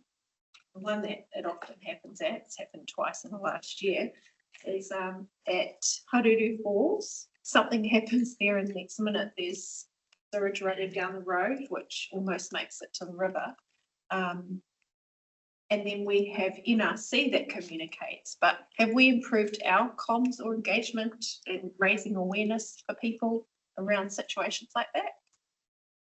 And I'm not sharing something that is in PX because everyone knows it happens. You see the sewage running down the road when it does. Recent communications from the contractor have been really detailed and quick, and including all of the regulators and people that need to know. Okay. I think in a really good time frame. So I don't think there's been a lack of communication. I think the process for escalation is seemed to be. Yeah, and is there a place, this is probably the guy in FLT, is there, because elected members hear a lot of that noise and nothing happens in the like there's nothing that goes up on Facebook or anything. Do you think that there's an opportunity to front foot when incidences like that, and even what happened with the Paihia wastewater treatment plant, even though it's minor, letting people know that there has been a situation? Is there an opportunity for it to be communicated? Through the chair, I'll just take that one if that's all right. We're very happy to work with the waters team to look to do some proactive communications around things, a little bit like you have with the roading maintenance and other things. So we'll take that as an action. Thank you. And then there was the one thing that's in this report that's also in the Te Koko is, and I think it was in the CE's report, is the issue with non-compliance with the Russell landfill. But in your report, it mentions that the solid waste engineer position is vacant. Is that having an impact on that compliance being resolved? Through the chair, it shouldn't be any one role. I think for this reporting committee, the issue is that we, and has been historically in Ahipara as well, that we don't have a plan for the leachate from old landfills to go anywhere other than a wastewater treatment plant at the moment. So it's a communication. It's both of us. It is my team trying to ensure compliance, and it's Ruben's team trying to ensure that the leachate from that is has somewhere else to go. So we just need to work together to find somewhere else to go. So we don't continue that risk. Just double check it, because I'm sure that we had a paper sorting that out. The leachate is impacting on the treatment plant. It's also impacting on the surrounding environment. That there's little creeks there that go out into the ocean where people are collecting kaimoana. Yeah. Okay. Leave it there. Thank you very much. Any other questions? Being none, we have a recommendation on page 71. Do I have someone happy to move that? Thank you, Kofi. Thank you, Yamoko. Being no further discussion, all those in favour? Against, if any? Carried. I've been informed that our friends from Far North Holdings are actually here, so I suggested a break, but I have told them that we were planning on having a brief adjournment, so they are prepared and quite happy to wait. okay, well, we can keep it fairly short so we can kick off with them at midday promptly. Hopefully there'll be enough time to stretch your legs briefly. I'll adjourn the meeting now till midday. Come in as well. Yeah. I can come and join us. Thank you. Brief adjournment, and it seems like some of the people in attendance are extending my 7 minutes that I gave everyone. But regardless, we will carry on and welcome our friends from Far North Holdings, and just record that Sarah Peterson had originally thought she was going to head out there and sent me a text earlier this morning saying she's had an urgent matter and is not going to be here. So look, I'll just hand over to our team from Far North. Thank you. Start off by saying Happy New Year. Happy first day of the new financial year for both us and yourselves. So in my world and probably a few other people's, it's the games begin. So, but the report that we're here to discuss today is the report that we delivered on the third quarter. So that's through till the end of March. And I believe, so I thought I'll take the report as read and just flick through a few of the highlights, if that's okay, and then welcome any questions. And I think the main sort of business overview starts on page 79 of your papers, I believe. So through to the third quarter, really in terms of financial performance, I'll go into a little bit more detail shortly, but largely the same trends that we'd reported when we'd previously visited you around the half year. So overall, we're tracking well and had a favourable summer, which is great. Really combined with we had a good cruise ship season, lower numbers than we had previously, as we knew that market has tapered off a little bit. But in terms of the bookings, we had really good performance. Unfortunately, the last two ships that were scheduled to arrive in May were cancelled due to bad weather. So that was an unfortunate end to the season. But overall, the season had been performed really well, and particularly in terms of that stage of this third quarter. In terms of what we've been up to that period, so a key activity over that quarter that we've reported was preparing a business case for the housing for the elderly. So that was a big cross-functional piece of work for us at Far North Holdings, where we all sort of contributed our bits. And obviously that case has been delivered and discussed with yourselves since this report was prepared. Also, just to highlight, at the time this report was done, we had paid the ordinary dividend in February of 1.2 million. But at the end of June, so last week, our board approved and paid a special dividend, taking total dividends for the year to the 5.5 million. It's on to the specific SOI targets that are in performance measures that are included in the current year's SOI. So those are outlined on pages 80 to 82. Pleased to say at the end of March, we had all green dots. So that means that either they had been delivered or were on track to be delivered. And whilst, of course, we've got a lot of work to close out the year now, being at just the Happy New Year Day, it's looking like we are on track to achieve those KPI targets as well for the year, which is pretty pleasing. Then on to the finance report itself. So page 83 of your papers outlines the summarised group P&L.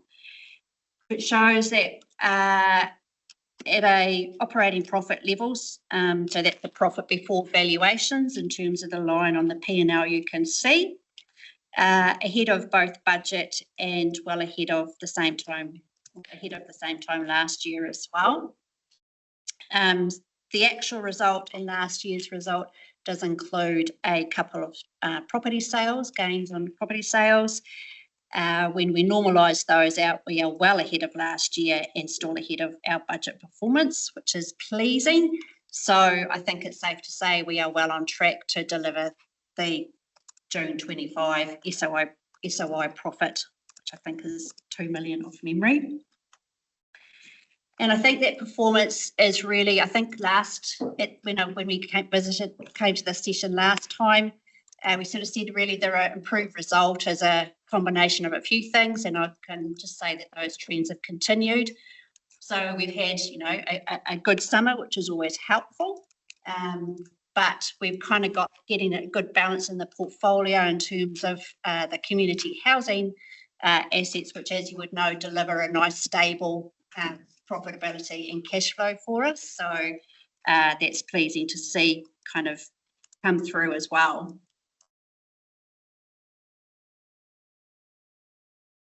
On to the statement of financial position. Nothing new really coming out of there, really the same sort of things we've reported previously. Our valuations are obviously in progress now across our portfolio for the June year. They're looking reasonably pretty stable, it's looking like. We have recognised in here the estimated uplift on the completed Ranfurly project, which we had that at the last report as well. And obviously that'll be shored up with the final valuations as well. But again, it's looking pretty much okay. And I guess our borrowings are much in line with where we expected them to be, which is good. We haven't finalised the sale of the Ranfurly turnkey project. We are waiting on titles, but that borrowings position has been offset by where we are in terms of some of our other projects. Sorry, that one again? The Dargaville community housing project. Yeah. I guess a key piece to highlight in terms of our borrowings is we have, and I think we reported this last time as well, we have engaged the services of Bancorp Treasury Advisory to align with council users as well. And we utilise these services to update our treasury policy and to review our settings to make sure they are reasonable, particularly given the LGFA funding that we now have in place.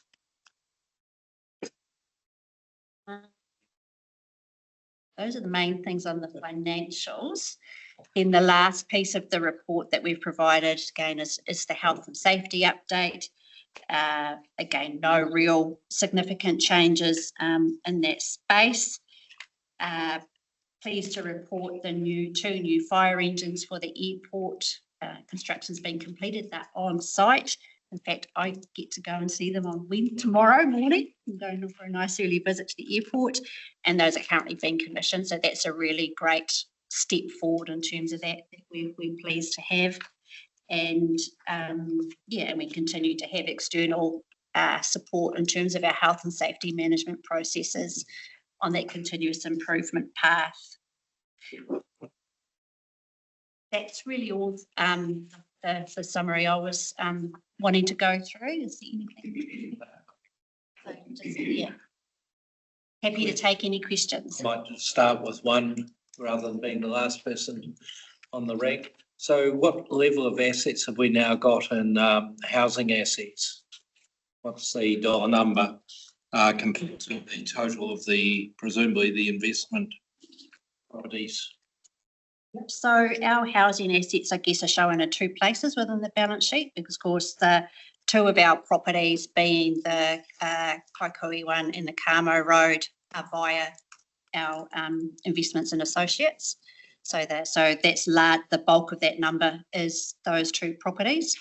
And then we've got the Ranfurly property sitting in the investment property space. So all up, we're at about 40, 45. Include the Switzer project, which is underway. So what's your return on investment on those assets anticipated to be for the ones that are going to be continuing to be held? So there's three ways of looking at this. First of all, the immediate return on investment, which is 8% plus. If you look at the fact we're investing at 8%, it's being revalued at 4%, you've got a significant uplift of 10 million plus. If you look at on the basis of, for example, the properties we've sold, a 50% stake, and you say, right, we've invested 10 mil, we've sold off 50% at a similar level after your GST and tax, you're sitting on a 50% asset for 3 mil. then you're getting a return of 15 to 18%. So they return, depending on whether you look at a capital invested, asset uplift, there's significant returns of 8 to 15%. So looking forward for the ones that you're currently going to be holding long term, what's the ongoing return on investment? So certain ones are at 8, like I said, you're looking at 8%. Those where we've maximised the value, then we could look at, you know, it's like anything, we review the asset profile of the business, you know, ongoing on a month by month basis, where there's opportunity to realise the value of those assets because we can't add any further value and we can get a significant uplift, then we would look to obviously liquidate those assets and reinvest that cash elsewhere for a bigger return.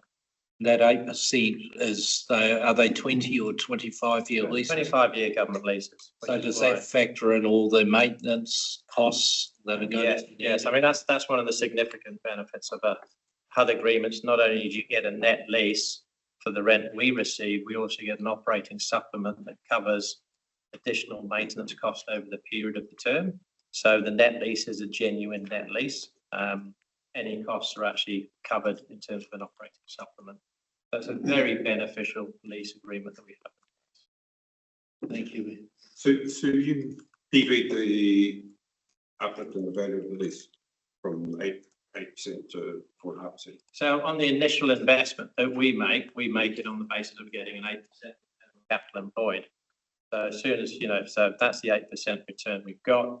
What we're saying is on revaluation, because obviously it's a better, obviously if I was doing my job here, if you invest in, say, a traditional asset and you've got 8% and it's valued next year at 8%, I've not done my job because you've got no benefit.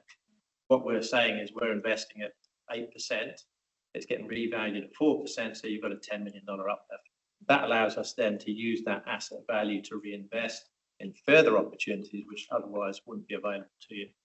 So it's got to be looked at in a number of different ways. So we're intending to present that, I think, over the next governance meeting, in terms of giving a real breakdown, because it can be perceived in terms of, you know, on value, on uplifted value, or on actual the final capital you've got in the asset and the return on that. So there's a number of ways of measuring it, and it needs to be clearly articulated, and then it will give you a really good idea of the significant value that is generated in terms of either return on investment or capital. Other questions? Yeah, so you go 4 returns there, 4%, 8% and 15%. Yeah. So in the book, in your book value, you're showing it at 4. And you said the immediate return is 8. Right. So if you have $25,000 rental return, if you allow it the whole lot, at 8%, that's probably worth 312. At 4% cap rate, it's worth 625. And at 15% return, which is, you're saying it's great, that makes a value worth probably worth 160,000. I don't follow your logic there. So and being an old valuer, I'm retired now, but that would stand okay. forward. So straightforward, okay. I'm going to take you through the process we adopt. When we initially make the investment, we've obviously got to get a return on capital employed. So we've got a $10 million investment and we're getting an 8% return. Okay, so that's the basic metrics. So I've got a $10 million investment. So that's what it cost you. So that's what it cost me. I'm investing 10 mil, and I've got 8% return. Okay, so that's the first bit. Second bit, on completion, that's now valued at 4%, so it's now worth 25 mil. So now it's got a 4% return, but I've got a $15 million uplift. If I then sell 50%, I've sold and I've actually paid off my original investment, and it's actually only now sitting on, I've only, in terms of capital employed, it's only cost me 2 mil, but I own 50%, and I've got 50% income. I'm now getting 15 to 18% on actual capital. So those are the 3 genuine metrics you need to look at, because that's what, you know, there's 3 scenarios. You've got to run through a process to where you get to. Yeah, disagree. What I want to know is what's the return on your book value, and that's the key. What's your investment property is, what's your cash flow against that investment property? Okay, if you said return, and on that basis, your book value is 0. Okay, if you say return on book value, obviously it's valued at each year, so it's valued at 4%. So return on book value is 4%. because the valuation goes from 10 to 20 million. But you can't ignore the fact you've got a $10 million uplift. I mean, you can look at it in any which way you wish, but in terms of return, yeah, return on book value 4%.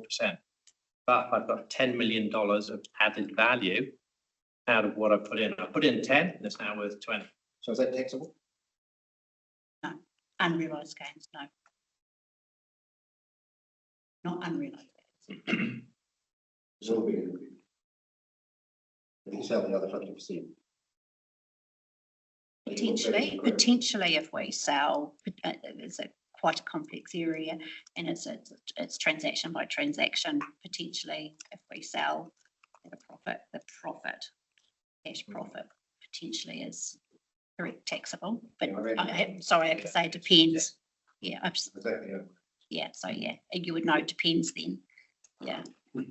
If I may just ask a supplementary question. So you're effectively on current valuations, just on an ongoing basis, forget history, you're getting a 4% return. Is that, Yeah, so on current valuation, obviously we get the uplift in asset value and the valuation then shows a 4% as against an 8% because the asset's been revalued from 10 to 22 mil.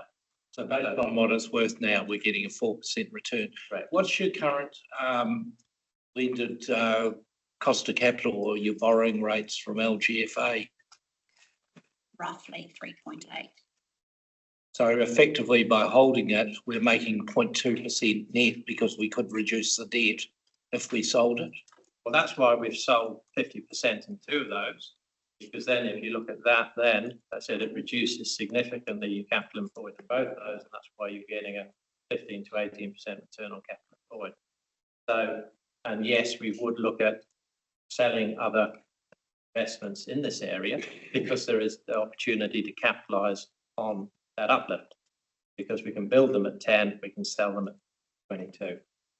25. So there's significant uplift, and without that uplift, we cannot grow as a company. So we need to invest in assets which have got that uplift. That's the clear statement I want to make. If I invest in 3 investments which are worth 8% now, or worth 10% now, but they're only worth 10% next year and 10% the year after, I've got no growth in my balance sheet. I've got no ability to invest in anything at all. That is probably the worst thing I could do, is have a great, show you a 8% fixed every year. And you're saying, great, I've got 8%, but actually not great because I can't do anything else at all. So I've got to look at investments where that yield drops to allow me to raise capital, keep reinvesting. That's why we've gone from, 40 to 200 million and sold $40 million worth of property, because we've been able to keep doing that without seeking equity injection. We've been able to do it off our own growth, and without doing it off our own growth, we wouldn't be in the position we're in today. I guess I just put out there that maybe it's better once you've got down to a net 0.2% gain, if you take the funding off, you take that cash off the table, reduce your debt, create headroom so you can go and do another development, sell it onwards and create yourself, rather than focusing on building a balance sheet, to actually turn them over. So we're certainly not focused on building a balance sheet, because that doesn't help us either. We have to have that churn, which is why the last 2 developments have been sold down at 50% each. So both RSA and Carmo Road were both sold down 50%. Dargaville, we've completed, we haven't got title through, but that would certainly be exactly the route we would go. As I said, as soon as you've maximised the yield of an opportunity, it's worth getting out of it, because then we can put that cash elsewhere. So there's no question that is something which is part of our board discussion now, and is something we look at from a day-to-day point of view. So therefore you would look favourably on liquidating the other 50% in those. Oh, even 100%. Yeah. Wherever we can return that cash, we're going to look to do that, because that's the way we've managed to grow what we've done today. But it's the same reason we've exited certain commercial properties, because we realise we can add no further value. We can get a premium yield, and therefore there's no reason we should stay in that development. So that's the point of view we take going forward. I've tended to monopolise this, the other elected members. Yeah, I do. This is a risk committee, so I'm going to ask some risk questions. And I know you have strategic, what council considers strategic properties that don't generate a very good return. But they're critical and some of those things you're working on. Do they pose a risk for you when you look ahead in the environment? Like at the moment, you might be getting a very minimal return. Like the characteristics that we've got, you have to retain. Looking ahead, what does that look like? And we have to try by airport as well. So, but you don't know that one's not so bad. But so, just are there with your strategic assets? Are there issues, risks that you might have? And secondly, government policy change, which I know has happened within housing. I know you signed up for 25 years and you don't have a risk currently. But in going forward into the future, and some of the things like housing for the elderly, are there risks there? So that's the question for it. If you look at the airport, I think the council were wise to put it with Final Holdings because it just gave us that independence in the market and provides a commercial lens across it. So the benefits there are, we're not necessarily making a commercial return for council because there's no regional airport that does. You know, on a good day, they make 1 or 2% if you're really, really lucky. And that will always be the case for every regional airport. Their resilience, its connectivity, it's not about a commercial return, it's about providing that connectivity for the communities here. But what it did allow us to do is, if you look back, the apron that was in there when I first arrived here was completely shot from Mount Cook days. The runway was gone, the terminal was gone.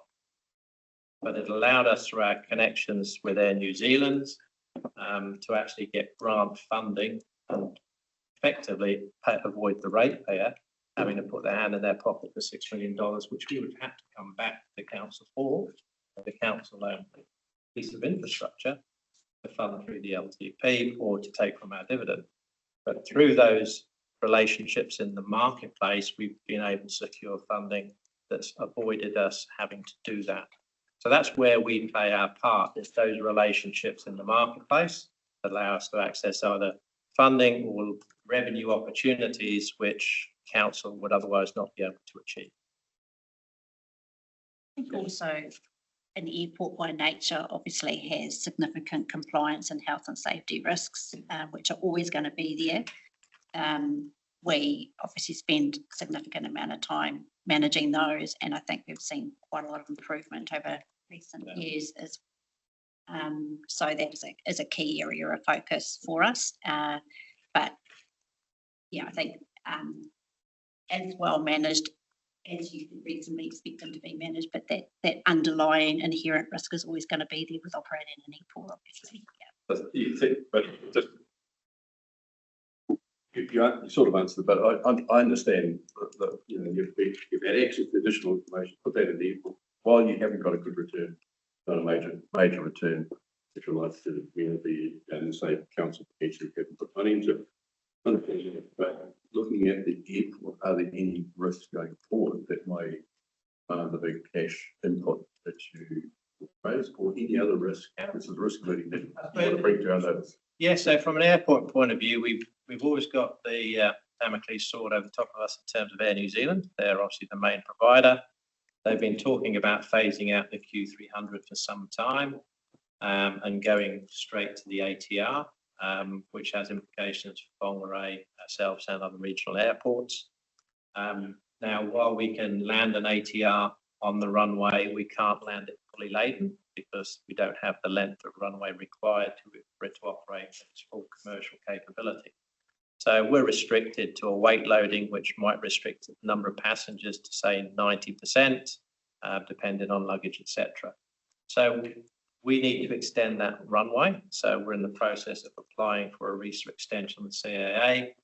Unfortunately, the legislation that was set around runway extensions required runways, no matter what you're looking to extend it to, putting a 240-metre reeser on either end, which makes it impossible, A, because of costs, 55, 60 million, road realignments, all sorts, but it removes that ability for a lot of regional airports.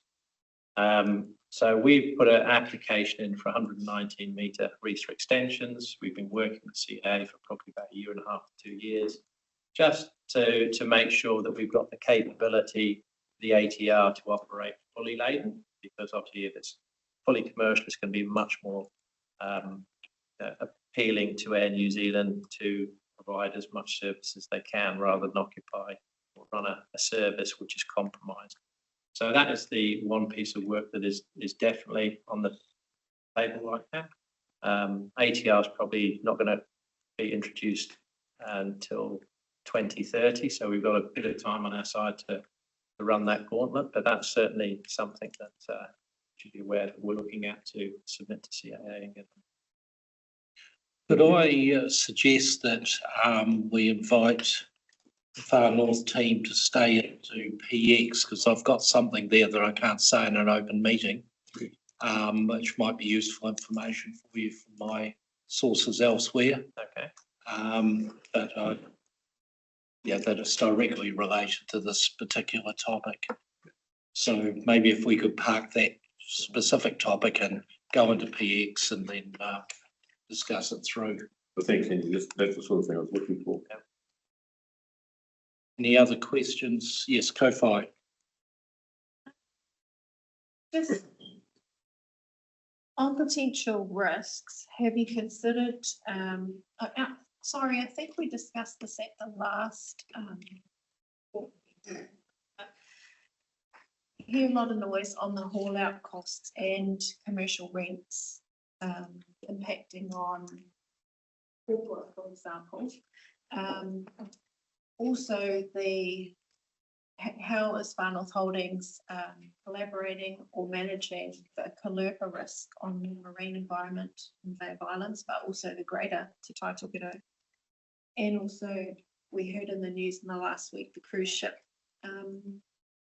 reductions. Is that a further reduction from the previous season?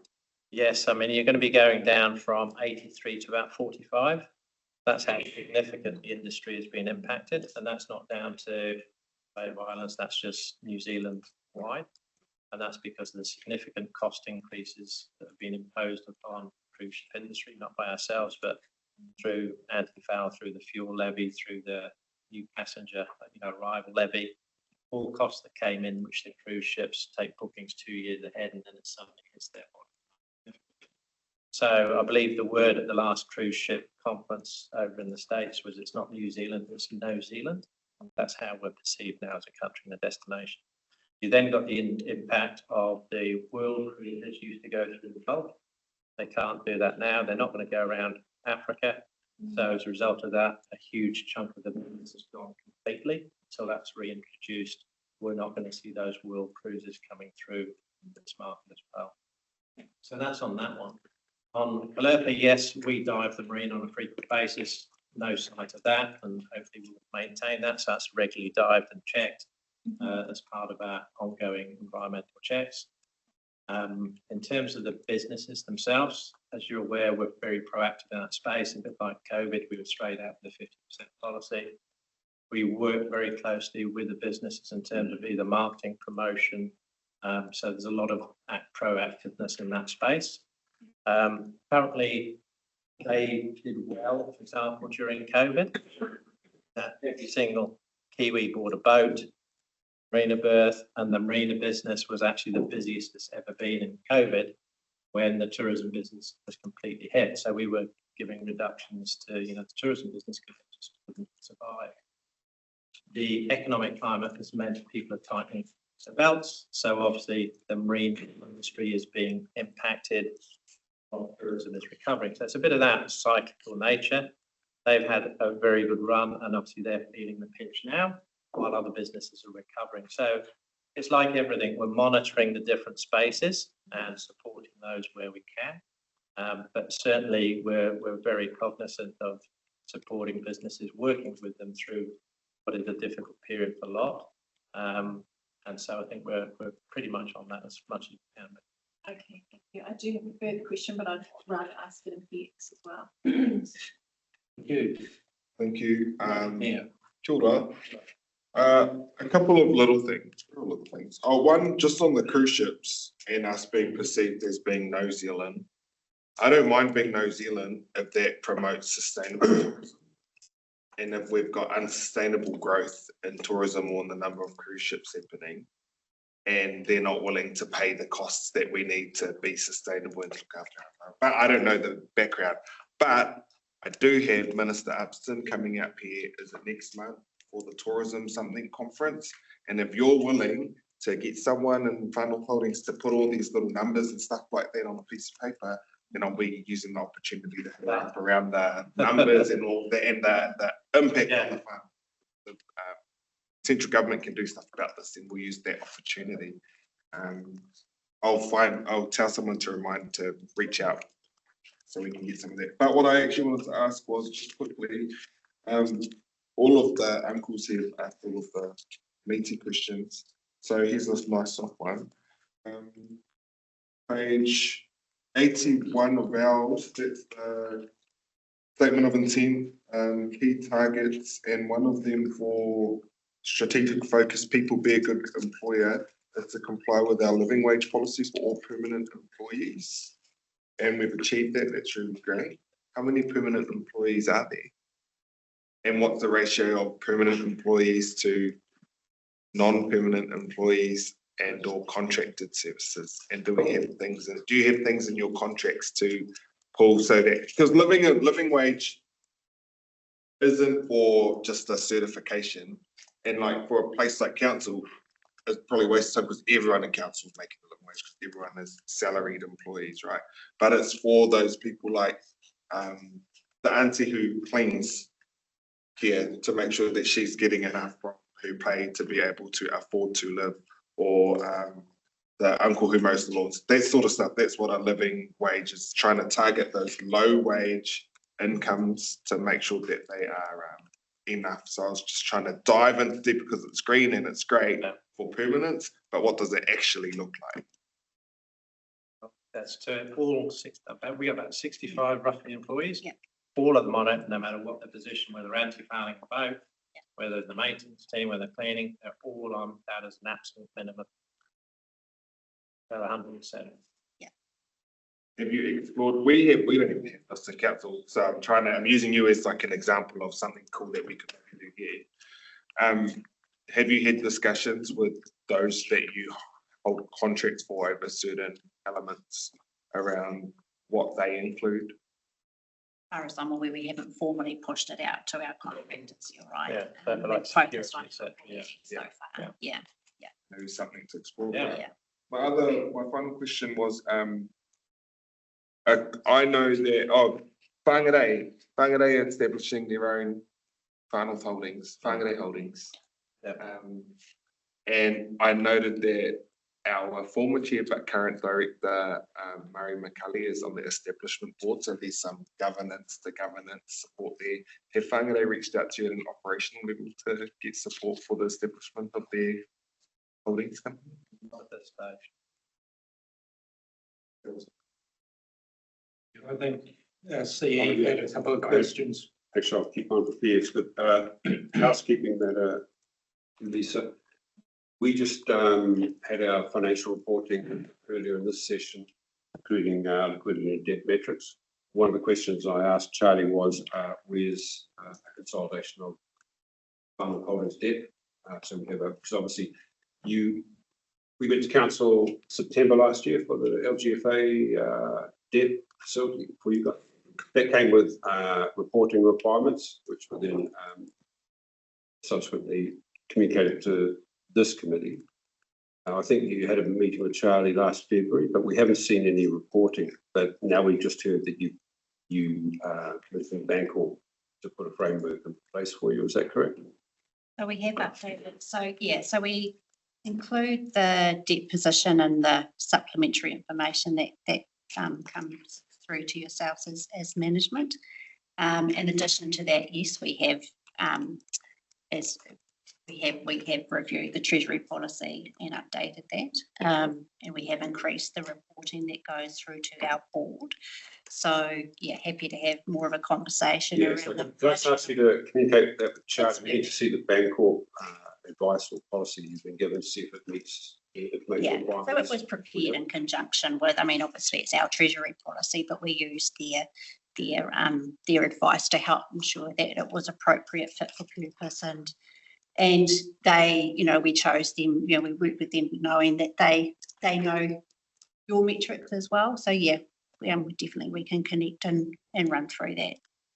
Yeah, because you guys are fully consolidated into our accounts. It's important that we've actually got visibility, that we're not, when we're adding them in, don't end up being in any breaches of any requirements that we're bound by in the reported accounts. So really good visibility there and working together would be excellent.